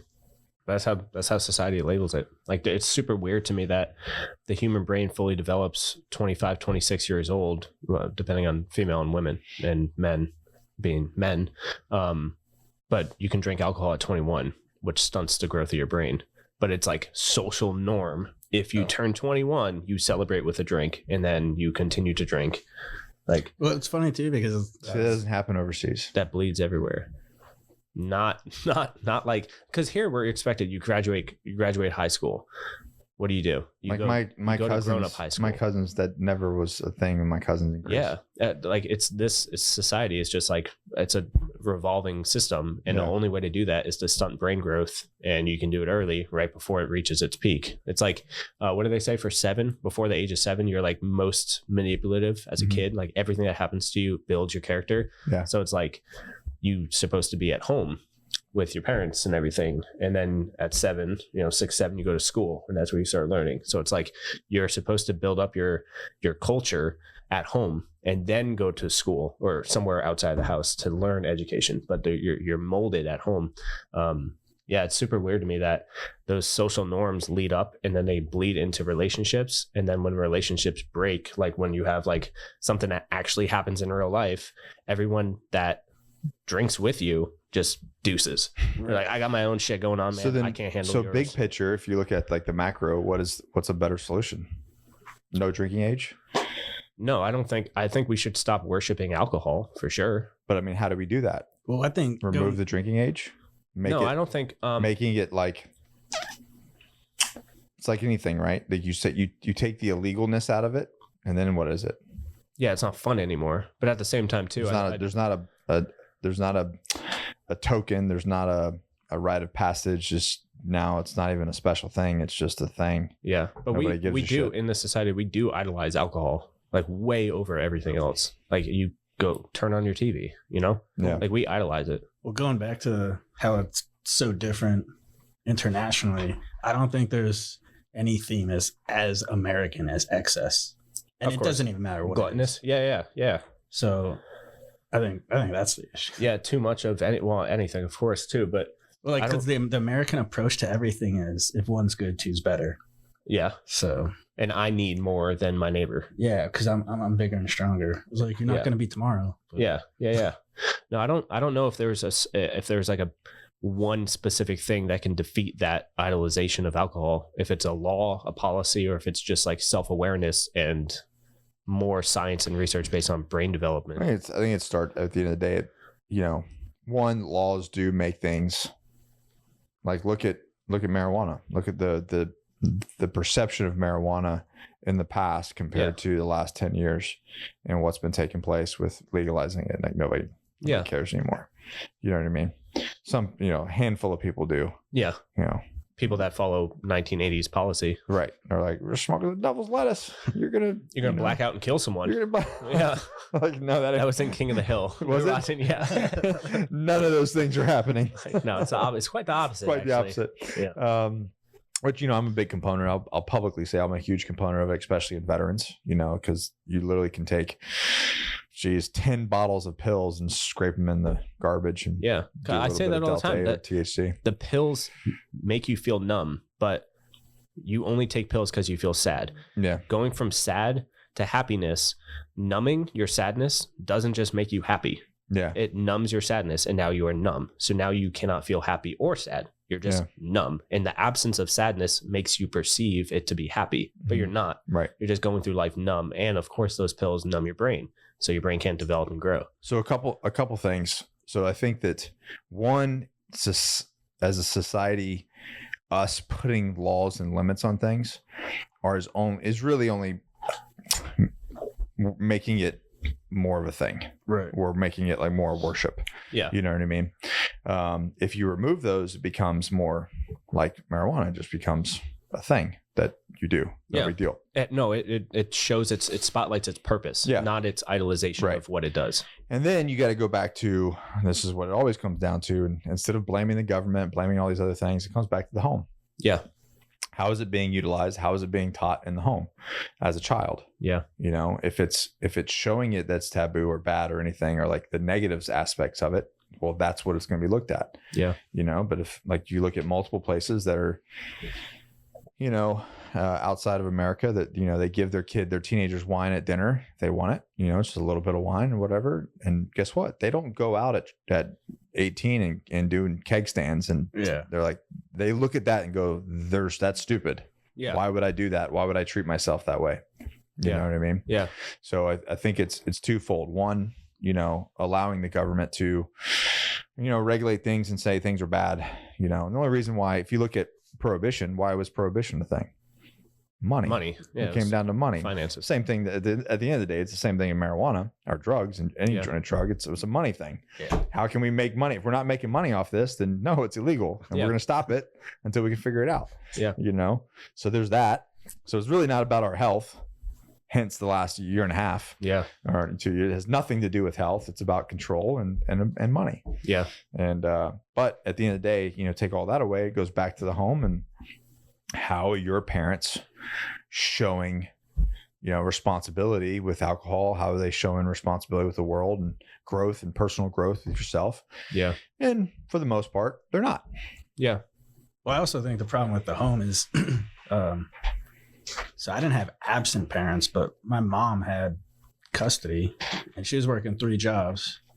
So same with mine. And there wasn't any like guidance for me, and I worked in restaurants, so I could get it if I wanted. Yeah, Florida life. And then as long as they like impose these laws and make you think it's taboo, then you're like 15. You're like, I'm doing something. This is fucking dope. Yeah. Yeah.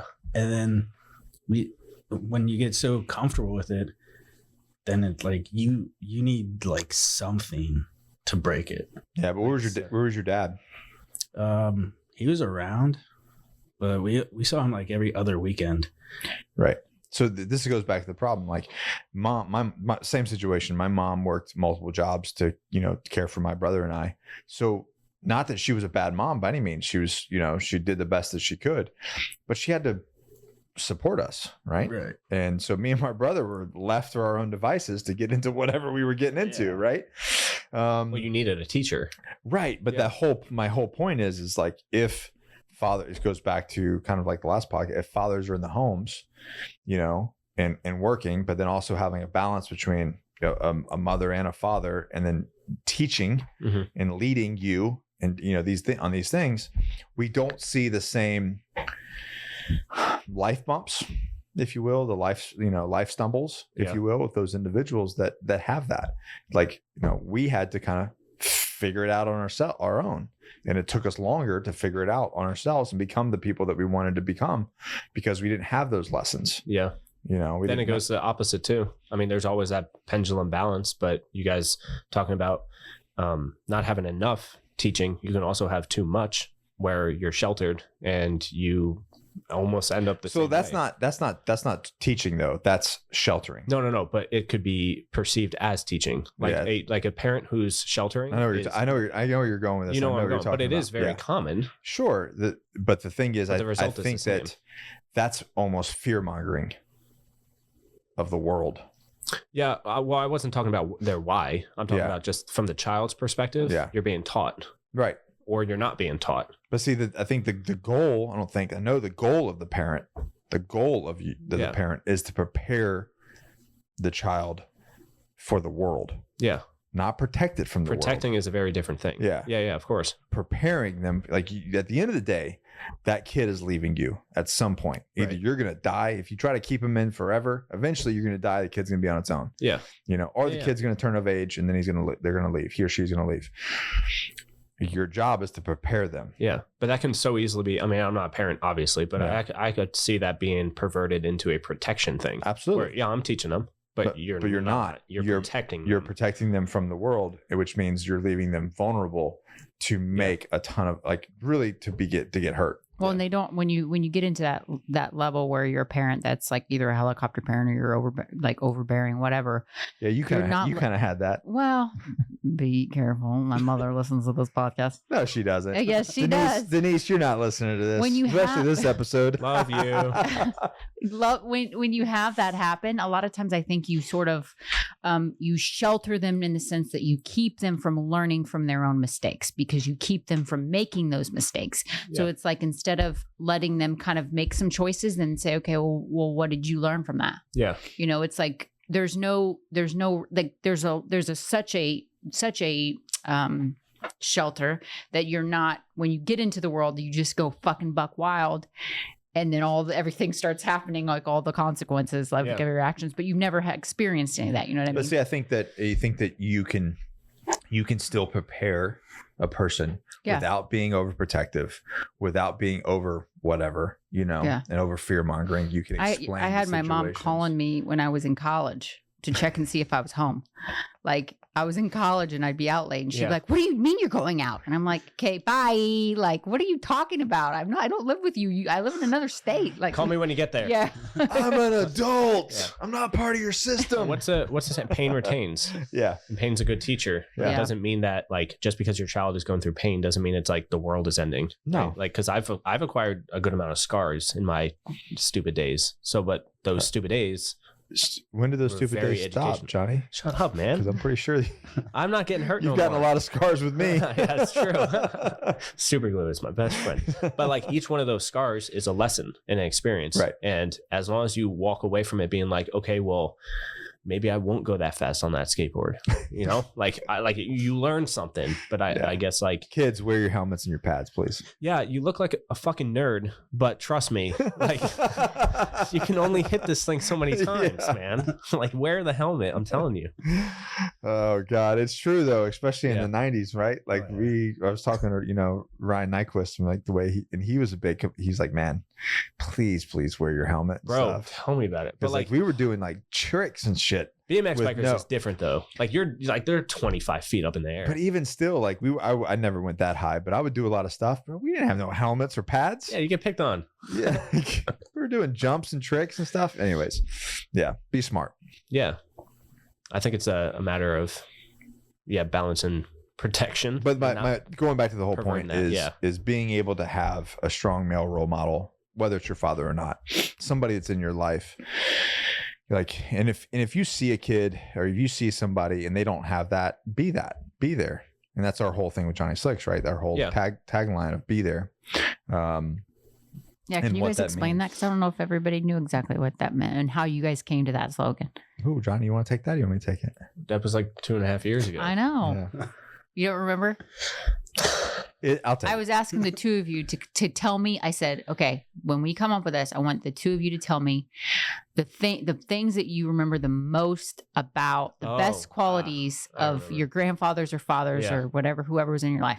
Yeah. No, I was the slogan guy. I just came up with that slogan. You can tell the story though. So, I mean, she asked that question, and then it really came down to, when we started talking about some of the better parts of our lives and better, more influential parts of our lives, it was about people that were there. Present. Your grandfather was one of them. My grandfather was one of them. And even though it might have been a limited amount of time, it was like they were there. And the time they were there was very influential. Yeah. So even if it's like the quality, yes, it was quality over quantity. It's like when they were there, they made it count. Yeah. And they made an impact. And so when we look at society as a whole, we look at how the nation's going, children being raised, men being developed, this whole attack on masculinity, we look at the whole thing. We look at, okay, men, like it's time to buck up. Like you need to be there. Yeah. And even if you get divorced, like divorce happens, that's always going to happen at some level. But, there was a time where like in my time, the people got divorced and the judge was like, okay, you get a week in a month or 2 weekends a year or 2 weeks out of the year. And that's it. And you're with your mom, and the guy pays for the life, and that's it. Okay, bye. Bye. He's free off. He's off, you're because moms raise kids, right? Yeah. And that's what the view was. And then, but where did that leave the kid? But that's so toxic too, because why are you letting the judicial system right, babe? Your household? Yeah, nobody understands the game. Like nobody gets the game, and like they don't care about you. Essentially, you are handing over everything. Everyone goes into this like, I'm gonna fuck him. I'm gonna show him. He's gonna get it. Da, da, da, and they like make these threats, and everybody's back and forth and arguing, and da, da, da, and then a judge goes, okay, here you go, bye. He doesn't care. They don't care. They don't care. They don't give a fuck. They don't care about your kids or your kids. Yeah. Okay, babe. Sorry. It's a job for them. I get it. Yeah. Breathe, babe. Into the nose, out through the mouth. Yeah.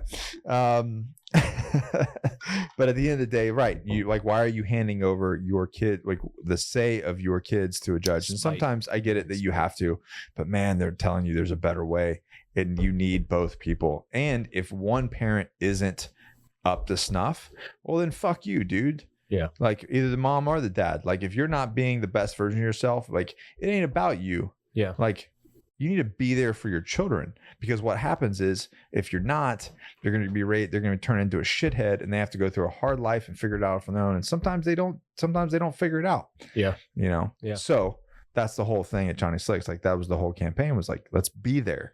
Hey, men, women, be there.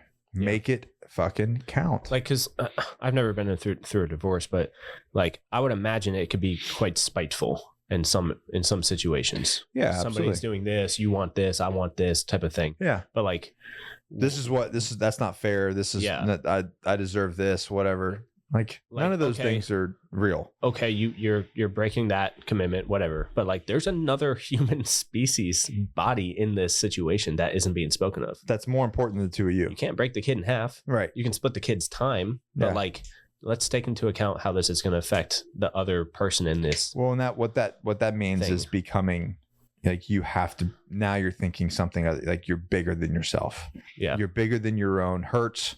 You're bigger than your own, how angry you are, whatever the situation is, whether you're hurt, angry, pissed off, whatever. Now you're stopping and you're going, okay, it doesn't really matter what happened or what the reason is, because what's the best interest of all of us as a family? Because, regardless what you think, you're still a family. How is this the best for the kids? Yeah. And how can we both continue to be very good parents to these kids or kid?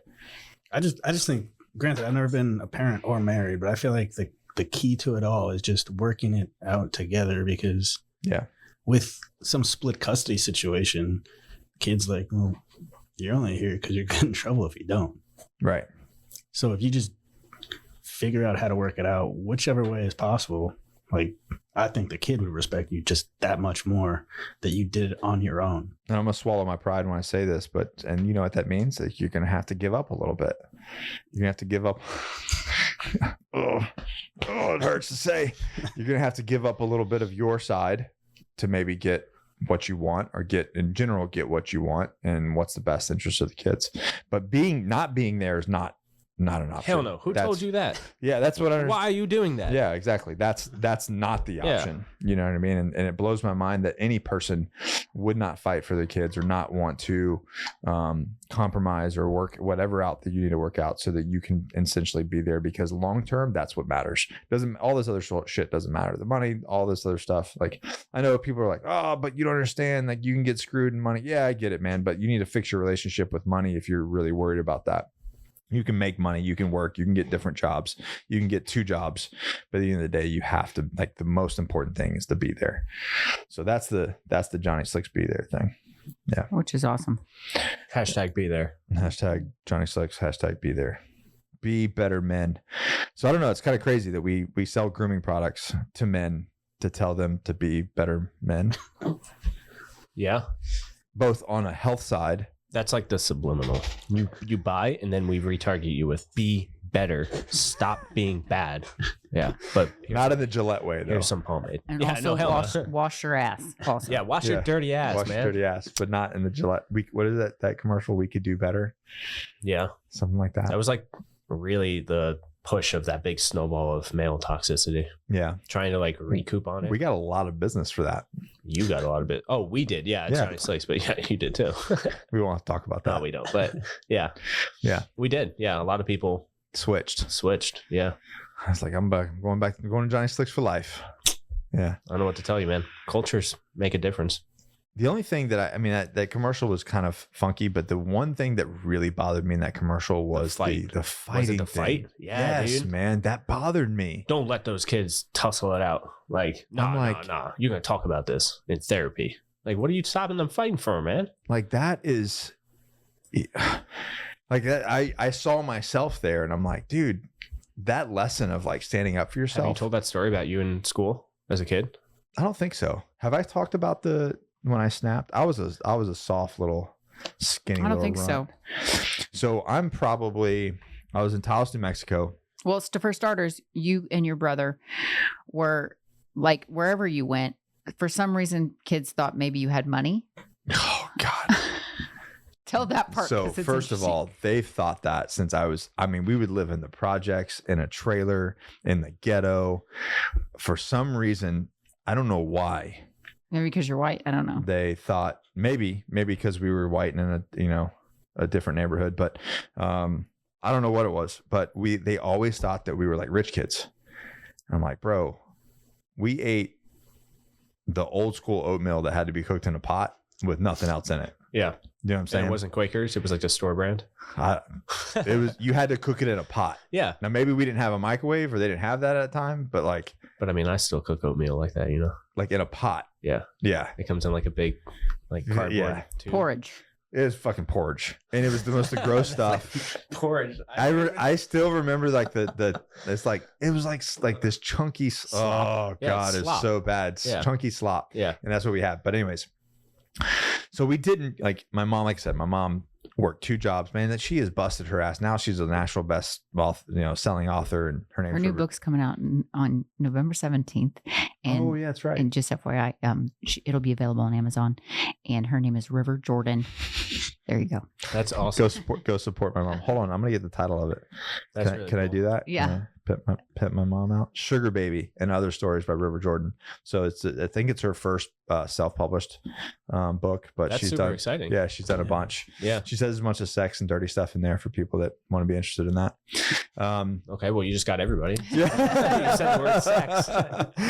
Anyways, so there was this perception growing up that we come from money, and I'm like, bro, like I got porridge in an off-brand Ziploc bag right here for lunch, man. That I don't even have a spoon for. I'm gonna pour it in my mouth. Anyways, you know, I had barefoot and had to walk, you know, up, you know, snow In both Florida. ways. Yeah. Or no, you were in New Mexico? It was in Mexico, Taos, New Mexico. Yeah. So anyways, she had got some kind of, I don't even know what she was doing. There was some job out there that she got. So we moved literally from Pensacola, Florida.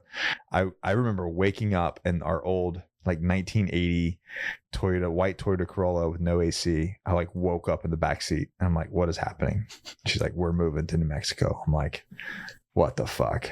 And I remember I felt like it took 2 weeks to get there. Yeah. I remember being in Texas for like a week. Yeah. I'm like, I'd wake up and I'm like, where are we? She's like, in Texas. I'm like, how the fuck are we still in Texas?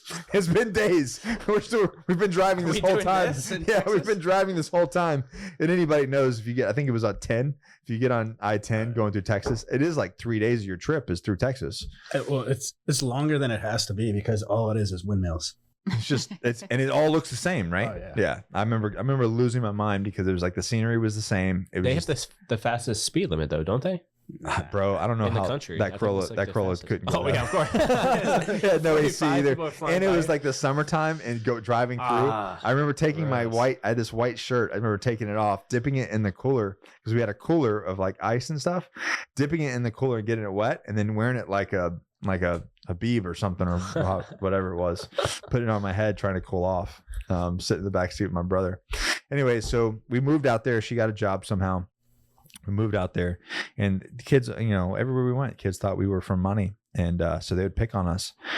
And I didn't really, you know, dude, if you see pictures of me as a kid, I am the skinniest little, like, lanky runt you've ever seen. Yeah. And this Mexican kid just picked on me all the time. I mean, he was like, we're talking about straight up 1980s true bullying, you know. Karate Kid. Yeah, exactly. And I will never forget that this happened. And I don't know what happened. Something clicked in my brain where I was fucking fed up. I was fed up with being treated poorly and being bullied. And all I remember is somehow I snapped and I got on somehow I got on his back. I took his back. He was laying down on the ground and we had the gravel parking lot of the school. And I had the sides of his head and I was bashing his face into the gravel. Now, that sounds really violent, but coming from like a 65-pound 8-year-old, I don't know how hard I was actually hitting him, but his face was scraped up and stuff. And you know, I don't even remember anybody broke it up, but I remember we got in trouble.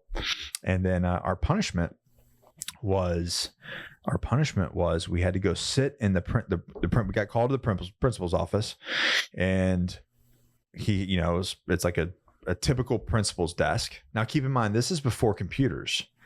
So there's just a desk with like papers and pens, right? And he had two chairs, like two like armchairs, like nice chairs in front of the desk. So the guy, the other kid sat in one and I sat in the other, and this guy just went back to work. Now in my mind, I'm like, what the fuck were you doing, dude? There's no computer. Like, you're not checking emails. Yeah. Like, he was just rifling through papers for like 3 hours. So we sat there for like 3 hours. And at some point we started looking at each other like, bro, what is happening? Like, why aren't we getting yelled at? We've forgotten about? Yeah. Like, did he forget about us? Yeah. So eventually it got so ridiculous that him and I started looking at each other and started like snickering. Like, what is happening? You know what I mean? Like, what is going on right now? This is so weird and awkward. Once we started doing that, he kind of looked up from whatever he was doing and said, okay, you guys can go. That was it. From that day on, that me and that dude were friends. Yeah. That's so crazy, man. So that just that story stuck with me. Nobody ever messed with me ever again. Like, I never allowed anybody like to pick on me or bully they all me. saw you like attempt. But even like in other schools, I mean, we moved schools every 6 months. Like, from then on out, I was probably, you know, after 10, 9-10 years old, and somebody messed with me, I was like, I'm gonna punch you in the nose. Yeah. Like, say something. Yeah. I mean, I was little, but I never got bullied. Yeah. But I don't think I ever would have, because you had face tattoos at 10. I want him to draw like a baby picture. Yeah. Same tattoos. Yeah. Well, I I just got my driver's license because I was driving there. And so this detective who was friends with my parents caught me with weed. At how old? I don't know. I guess single digits, or were you in teen? I was like 15. Oh, okay. Right. That's fine. That's fine. It's totally fine. I thought you were like 7-year-old Tom. 7-year-old, like, don't think hit of this joint, bro. I mean, it is Florida. Yeah, but he's like, hey man, you're really gonna get in trouble. I was like, yeah, probably. And he's like, all right, so my friend, Corporal Counsel, runs the police athletic league boxing team. So you can do that for 2 weeks, or we can go talk to mom and dad. I was like, oh. I was like, do that. He's like, you sure? I was like, my dad's going to whip my ass anyway. I don't give a shit. So then I did that. And like literally from 10th grade on, I just fell in love with boxing. So I think boxing is something all like young boys need. Well, martial arts in general. Right. Yeah. Muay Thai, boxing, kickboxing, any jiu-jitsu. Yeah. Because it gives them we've talked about that on the podcast before. It gives them, I remember hitting puberty. I don't know about you guys. And I would always tell Allie, I'm like, it's the most, like, granted, I had a lot of things to be angry about, abusive stepfather, this and that. But even outside of that, I remember hitting puberty and just feeling straight rage. I mean, untapped rage. Yeah. What I can remember for no reason whatsoever. It was just like pure adrenaline and rage. Yeah. And there was no outlet. Well, I also think that was probably the most humbling experience for me because I was maybe like 15 pounds bigger than this kid. But he's like, hey man, just go with Ruben. I was like, all right, cool. Ruben whipped my fucking ass. Bad. Like, this dude beat my ass so bad. After we were done, he's like, go get a drink of water and sit down. And I like literally threw up in the parking lot. I've never got beat so bad I threw up, except that time. And then how was Ruben with you afterwards? He was cool. He wanted to work with me all the time. Obviously. Really? Yeah. He's like, you suck. Yeah, you need my help a lot. But because then I went back in and I don't know if you've heard of the Sunshine Games. No, it's like Junior Olympics in Florida. Okay. So he's like, hey man, don't worry, you weren't going to win that one anyway. I was like, oh, all right. He's like, Ruben won the Sunshine Games the last 3 years. I was like, oh. Jesus. It's like, I just happened to put you in this max with this Golden Glove. Yeah, Golden Glove boxer. Yeah, but I mean, because he didn't have any sort of, he was cool with me the entire time. Yeah. But he also knew he was going to whip my ass ever since. So, but it was cool. And it was really fun to work with him because I just got like pretty solid principles. Yeah. And did you stay with that the rest of it from 15 on? I would bounce back between boxing and kickboxing. And then actually while I was in, I did a few. But before you got in the Marine Corps, did that kind of keep you out of trouble as a teenager? I didn't get in trouble a lot because I was working a lot. But also my brother was a massive fuck up. So I could have gotten in trouble and still would have been like under the radar. but I definitely think it helped between working and that. And I also just think it kept you engaged. And I think it just established like a strong work ethic. Yeah. That was something, I don't know if, and that's a different, but the times, my mom lied about my age on an application with me at 11 years old so I could go work as a dishwasher and a busboy at All American Diner in Panama City Beach. Yeah, nowadays 11-year-olds are too fragile to do that. Right. Like I don't think you can get a job in North Carolina until you're 16. Well, no, I remember. What are you doing between now and then, man? Like, just nothing but trouble. I had my 14th birthday marks because that's when I could start working. That was my first job. I was a cart boy at Winn-Dixie. Yeah. Nice. So the that point being is being engaged and having an outlet, but that goes back to fathers in the homes and having a balance. So let me ask you all this then. Do you feel then, like, coming back full circle on this, the Marine Corps sort of kind of helped you develop your manhood then? Gave you your man card. If you didn't feel like you maybe had the right influences, did it give you that? I think the Marine Corps gives you a lot of great things. I think it also gives you a lot of bad things. Yes, definitely. There's some things that you have to man up on, and you get really mentally tough. What upsets me about that though is when guys get out, sometimes, I'm not talking all the times, sometimes they forget all of that like warrior manhood mentality. They turn into kind of big babies, like woe is me type stuff, you know. And they're cutting next door, cutting metal. Manufacturing. That's American made shit happening next door. If you don't like it, leave. That. Yeah. It's America. So yeah, I think that there's a lot of great things that come out of the Marine Corps. There's a lot of my success in life are tools that I learned from the Marine Corps. But you know what? There's a lot of things that I also learned, like Tom and I was talking about in the gym the other day. I learned a lot of things what not to do. Oh yeah. You know what I mean? Especially with people and leaders and things like that. It's like, well, that's not good. I'm never going to do that. Yeah. You know, because you encounter so many people. You count so many people. So every type of person. Yeah. It's you. And what people don't really realize is if you do 10 years in the Marine Corps, that's like 30 years of life. Like you really get, and people that say like, oh, you're at 12 years, you could do 8 more and do 8 retire. more. It's like, you know how long 8 years in the military is? That's a freaking lifetime. Like go stand on your head for 8 years. That's what it's like. Anyways, so yeah, there's definitely a lot of traits and a lot of things that I've learned. Operational planning, how to be a CEO, how to plan, how to do, leadership stuff. How to teach, but there's also a lot of bad things you learn. You learn that you're never good enough. You put some self-limiting belief factors in there because of that society and the way that you're treated as a Marine.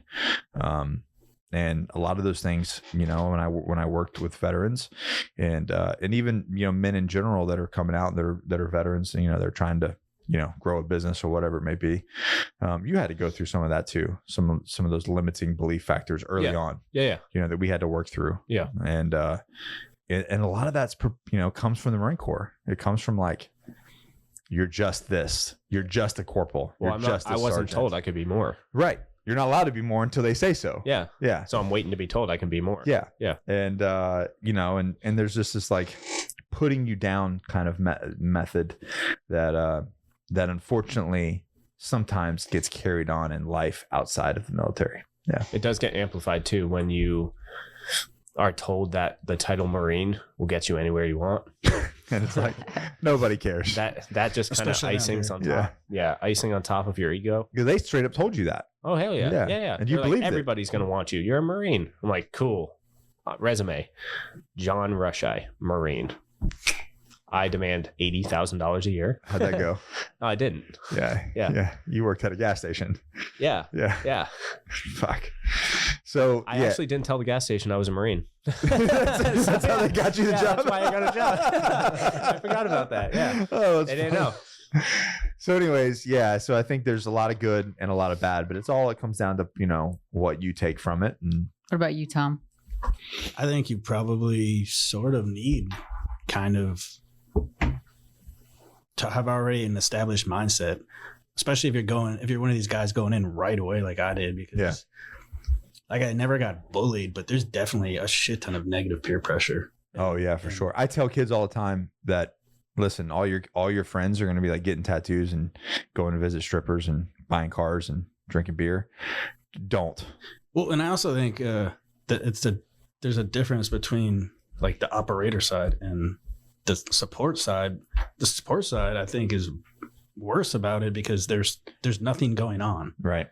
And you don't have something. Bro, I say that all the time. Yeah. Yeah. You don't have something to keep you engaged. And then I don't know, I guess the most common thing I encountered was horrible, unhappy marriages and drinking. Yeah. And I've definitely drank my fair share, but I've never been married and I never like fell into that. But I do think you need a pretty solid mindset to keep yourself on the right path. Like, I don't think the Marine Corps makes you a man. Yeah, I think you could do that either way, but I definitely think there are certain things that will help you for a long haul. Like we said, even if it's just learning what doesn't work. Yeah. To apply to whatever sort of like arena you're interested in. But that's just. Yeah, I could see that. Yeah, I say all the time, like Marines are pit bulls. And if you put them in a cage, like what's the point of this? Like, yeah. Let them out. Well, you learn a real bad dog. Like our last podcast, like don't be the gunny at the window. And if you want to hear that story, go back to Johnny's podcast. Yeah. It's a great story. I still think about that moment. So do I. Yeah. I'm but like, that's I'm perfect. like, am I being a gunny at the window? Yeah. Because I don't want to be that too. guy. Like I didn't want to be that. Yeah. Like, I don't want to be any part of this situation. I would label as a problem. I don't want to be a part of that. So all of those traits, I'm going to go and take them out of my mind and not do them. So yeah, I agree with the mindset. You need a strong mindset to be able to pick and choose what traits you want, how you want to do it, and like how you want to apply them to influence other people as well. Because I mean, nothing makes you a man. You make yourself that, but you have to pick and choose what traits and characteristics and cultures you agree with that make you want to be the person you are. The better version of yourself. And if you look outwards for like, oh, I'm going to join the Marine Corps and I'm going to become a man, like now you're relying on something outside of yourself, which you have no control over at all. What unit you go with, who you're going to go with, you have no control of that. But if you look inside and like apply those characters and traits and leaderships and whatever you encounter, pick and choose which ones you want. That's how you become a full person and a man. I think the ones that look outward are the guys that retire, and then you just hear them talking about how there's some retired sergeant major, but they're in the bar every night. Bro, you ever see those trucks that are like wrapped? And it sounds like Korean vet, Iraq vet. Oof. It's like ribbons all over. You say it all the time. How can a car earn a ribbon? That's crazy, man. Like, this car got a car. It's a real good car. Part of their identity, man. It's part of their identity. Yeah, which I get too, but I like pick and choose your traits. This isn't over yet.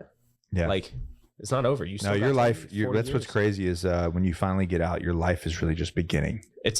That's really when, especially if you got in at 17, 18 years old. Yeah. You know, your life really just begins when you get out. Start to live. And it could be 4 years or it could be 20 or 30 years, but your life really begins on the outside. Yeah. Because after that document signed, like you trained your replacement. Yeah. Like the DOD don't care about you no more. Yeah. Goodbye. Yeah. Anyways, have fun. So I don't know, is that long-winded answer your question, Ben? Yeah. I just, as an outsider, I want to know if going in without maybe the best positive influence of a father, if you felt like it helped you to grow. I'd say this, it gives you opportunities to grow. It gives you opportunities to be successful.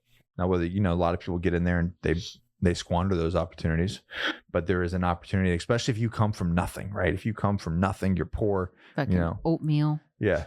Oatmeal and squish mustard sandwiches. Yeah. Well, the Marine Corps puts you in like very like specific types of opportunities. Yeah. And then it gives you traits that teach you how to. So like, I don't know, I think with me, I probably would have been successful no matter what, just because of, who I am and my work ethic and, just that never quit. Yeah. The never quit mentality. And, but what I like myself, and like by doing what I did, does it necessarily make you a man? Because you hear that all the time. Like, oh, you're going to join the military. It's going to make you a man. Nah.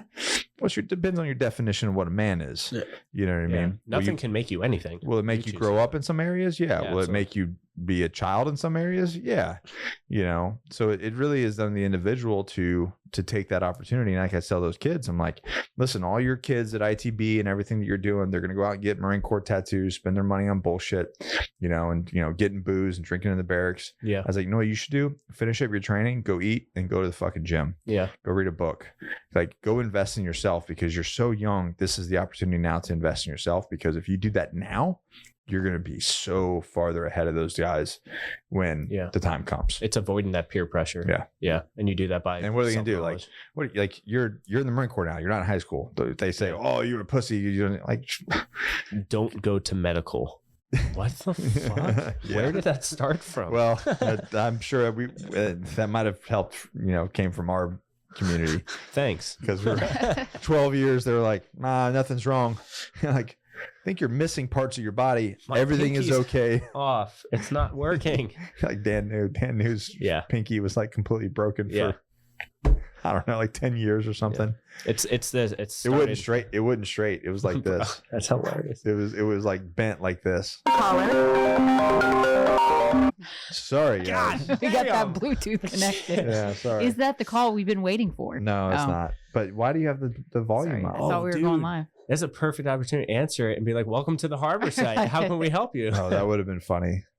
So speaking of call, he's with students right now, the active duty Marine. But he says, yes, you can drink at balls. Matter of fact, they just had a Heritage Hall drinking beer. They were drinking beer before finishing up the day in the Heritage Hall. Cool. But then he did say our ball was canceled. So it's definitely based on specific units. I've got to that unit has been like, they've been shitheads all day, on the blotter or all year. That's wild. Do you know what unit he's with? I don't. You don't know? I don't know if I should even say, but that doesn't matter. Yeah. I'm sure people know. Yeah. But anyways, Marine Corps. Somebody got in trouble somewhere and you're not allowed to. Bro. Team punishment for one fucking guy, man. Yeah. The guy that rolled up in the velvet drapes. In the drapes. I hope those guys are doing really well, even though I took an hour of thrashing for them. Yeah. Hopefully they're breathing and doing very. They're probably like, yeah, Nick, you took that from me. Better yet, if you're listening to the podcast now. No, they're probably like, not at all. They're probably laughing. Yeah. They're like, ha, dummy. It's okay though. It's all. But I love that lesson because it just shows you like, listen, sometimes you got to keep your mouth shut, take your licks, and because you're looking at, I talked about this the other day, not going off too much on a tangent, but like, I think we confuse highs and lows in our life in everyday situations where if you take a linear time of life, right? Like time is linear, and if you picture high points in your life, like graduating high school, getting married, having a baby, all these things are high points. And you look at low points, like I had to sell plasma and almost filed bankruptcy. I got shot, whatever, like all these things. Yeah. What is the point of life? Like you have to ask the purpose. So what is the purpose of life is to learn and to grow. Yeah. You don't grow the most during high points. You grow the most during low points. Right. And if the purpose and point of life is to grow, wouldn't those low points be called high points? That just goes into failure. Like the more you fail, the more you become successful. So if we start looking at low points, like you taking a licking, if you look at that as a low point in your life and like, oh, woe is me. Oh, I got to do this. I feel bad for me. Like you're not going to grow because you're looking at that opportunity as something that's a failure. That you're not growing from. It's just like, oh, this sucks. I hate this. This life sucks. Woe is me. But like if you look at it as a high point, like all of a sudden you're pulling like these little fruit lessons from everything that happened. Yeah. So take your lickings, right? That's right. Take your lickings. Higher thoughts with Johnny. Sorry. We're not high. We're not high. No, but I know he thought of that when he was, because that was one of his high I have thoughts. A diagram. I can bring it in. I drew pictures. I know, but it's just like you get deeper when you're high. I mean, not that you're allegedly high, but like. No, I think about like things with like our society. Like people are so upset and broken and like sad all the time. And I'm like, why? Why? Because they choose to. You're choosing to. You're choosing to. But like, where did we learn this? Like who told, like people are like, oh, the media told me this. Like who in the media who told you this? And why do you picture low points in your life as like the worst parts? I never want to go back to those moments. If I could, I would love to go back to where I was donating plasma, to like try to really specifically identify points that I can grow from. Take more photos that I can rely back on. Right. That's what he always says. I wish I would have taken a photo of this or had video of this. We all have photos of like high points in our life, but we don't look back on them when we're having like trying to grow. We're meltdowns. Like, yeah. Like we need those points too. So it's like a balance going back and forth. Yeah. Take your lickings. Super significant. We had a guy. We had a guy in RIP who stole a Domino's delivery car and then wrecked it into the back gate. Why? We don't know. Marines doing Marine things. He was in RIP, and then the next day we found out. Of course, we found out what happened. He got dropped. Oh man. Yeah. So he was done. Yeah. So he got dropped. I don't even know what happened to him. And then we had to do 2,008 counts. And he wasn't there? No. Jeez. Well, it's your fault though. You guys didn't hold him accountable. Exactly. Yeah. We are our brother's keeper, right? Yeah. That's what they said. Of course. Yeah. Your teammate, you're everything you fail to do, blah, blah, blah with your team. It's also true. Yeah. But I'm like, where is he? What's happening? Oh, they did that in Full Metal Jacket. Yeah. When he's eating, what did he have? Like a donut or something? Oh, he was eating a donut. Yeah. And they were all doing, And they were all getting thrashed. Yeah. Yeah. Hey man. I mean, that story didn't work out too great, but the principle is still there. It's just a movie, Johnny. It's okay. I know. He still got the donut. He did get the donut. You're right. You know what? He became like the actual big actor. Yeah, that's true. Yeah. What's his name? He's phenomenal. Yeah. Vincent D'Onofrio. Yeah. He's phenomenal, man. Yeah. What a great actor. Anyways. Yeah. Donut eater. All right. I do have one last question for you guys. All right, cool. Each to tell us, because it'll give everybody something to do for their weekend. Each of you got to tell me your favorite military film. Any era. Any period. It doesn't have to do with the military. Does it have to be a film? Can it be like a series? Yep, series or because the Pacific is by my favorite by any means. That's a great one. I love like John Barcelona. I love like all of that era. So the Pacific. Was he in that? Yeah, I believe his character was. His character was in it. Part of it. Yeah. Wow. So you're saying the Pacific? Yeah. Okay. Do you want me to go? You want to think about it some more? Yeah, you go. So can I do like two? Do two and tell why. All right. So the first one is going to be The Patriot. I like to think. So if you guys read about kind of a little bit of the story of the Marine Corps in the Revolutionary War, and I'm sure some historians are gonna be like, "You're fucked up," but this is the way I look at it. Leave it in the comments. Let us know. Let us know. I don't care. I don't care. Yeah, we don't care. I don't care. You can say whatever you want to say, but the way that I looked at it was the Patriot. You know, they stood up their army, right, and they were fighting the British, and then what was his name? Mel Gibson's character did not want to be involved in the war. Of course, then they killed his kids, and he was like, "All right, now we're gonna go savage." Yeah. So he created a unit, right? He created this asymmetrical unit that they were like, instead of like, he was like, "Why are we fighting from like front lines? Like, we're never gonna beat the British." Like, it's based on numbers, toe to toe, right? Yeah. Like, we're never gonna beat the British army with a bunch of like farmers and people lining up on the field. Like, it's the stupidest thing. So what did he do? Was he started doing like ambushes and like hunt, being more strategic and fighting more asymmetrically and being anyways. So I always looked at that like, based off of what we know from some history, and then looking at that, I'm like, well, that was the Marine Corps. They created this like special operations of the military unit to do these like ambushes and things. So I'm like, oh, this is like the first generation. This is like the first adoption of the Marine Corps. And if you remember in the movie, they like went to this bar and they had this whole talk. You remember? Yeah. And he was like, he's like, I could 100% see that. Like a small group of actual warriors. Yeah. He was like, I need badass people that can chop people up with axes. Yeah. Who's in for that? We're probably going to all die. Anybody down for some glory? Yeah. Yeah. Okay. Freedom. Yeah. For some freedom. Anyway, so I saw that and I was like, so to me, that is like that, to me in my mind, I'm like, that's the best birth, like origin story. Yeah. Like picture or movie depiction of the Marine Corps being created. I'll have to watch it again and think about that. Then the second one was going to be, it's kind of a little bit more cheesier, but it's based off my own thing is, what was the movie 12 Strong? Yeah. With Chris Hemsworth. With Thor. Yeah. Yeah. And the reason why that one is because the character development, not the character development, but the way they portrayed the team working with the locals to fight the Taliban and the whole horse soldier thing. Yeah. That story was, we did that initially, with the agency, with the Northern Alliance and SF. And then we did this stupid thing for like 10 years. And then we went back to that. Well, I was able to do that. I didn't have horses. We talked about horses during the winter, but logistically it was too much of a pain. But we were on motorcycles.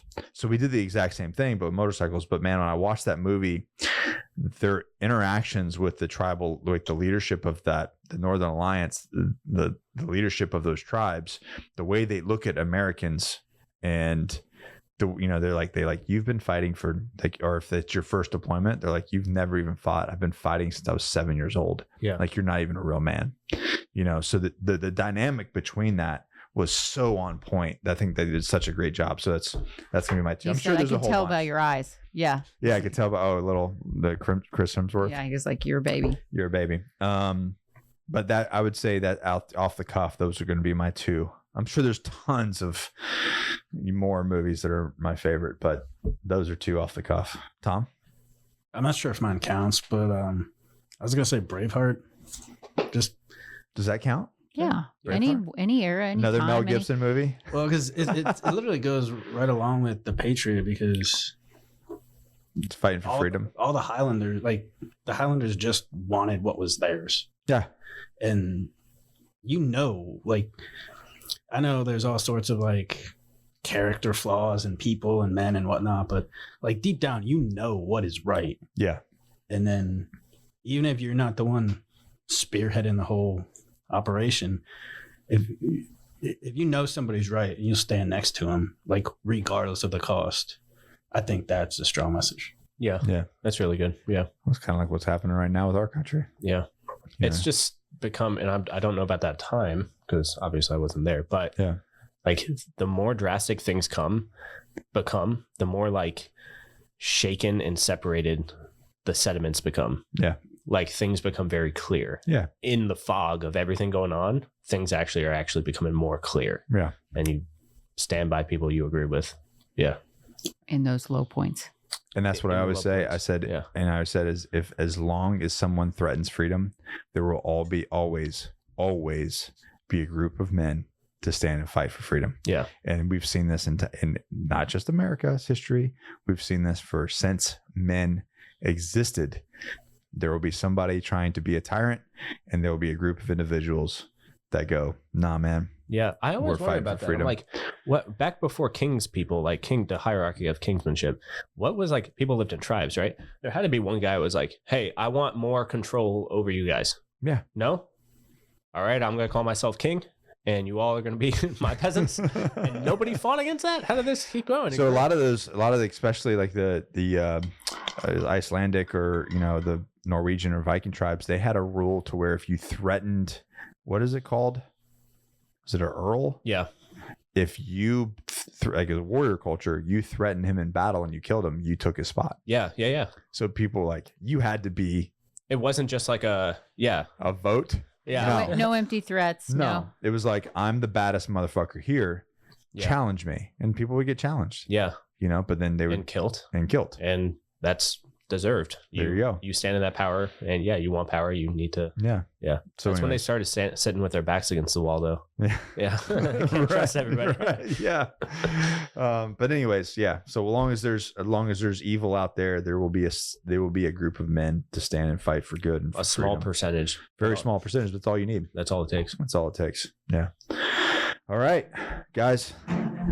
Happy 246th birthday. Yeah. Cheers. Happy birthday, Marine Semper Fi. Yeah. Kill, do or die. Don't kill anybody. Don't do that. No. Please don't do that. All right, guys, this is episode 008. Episode 008. Hey, screenshot this. This is a little bit different one. We're just having some conversations, hanging out with friends.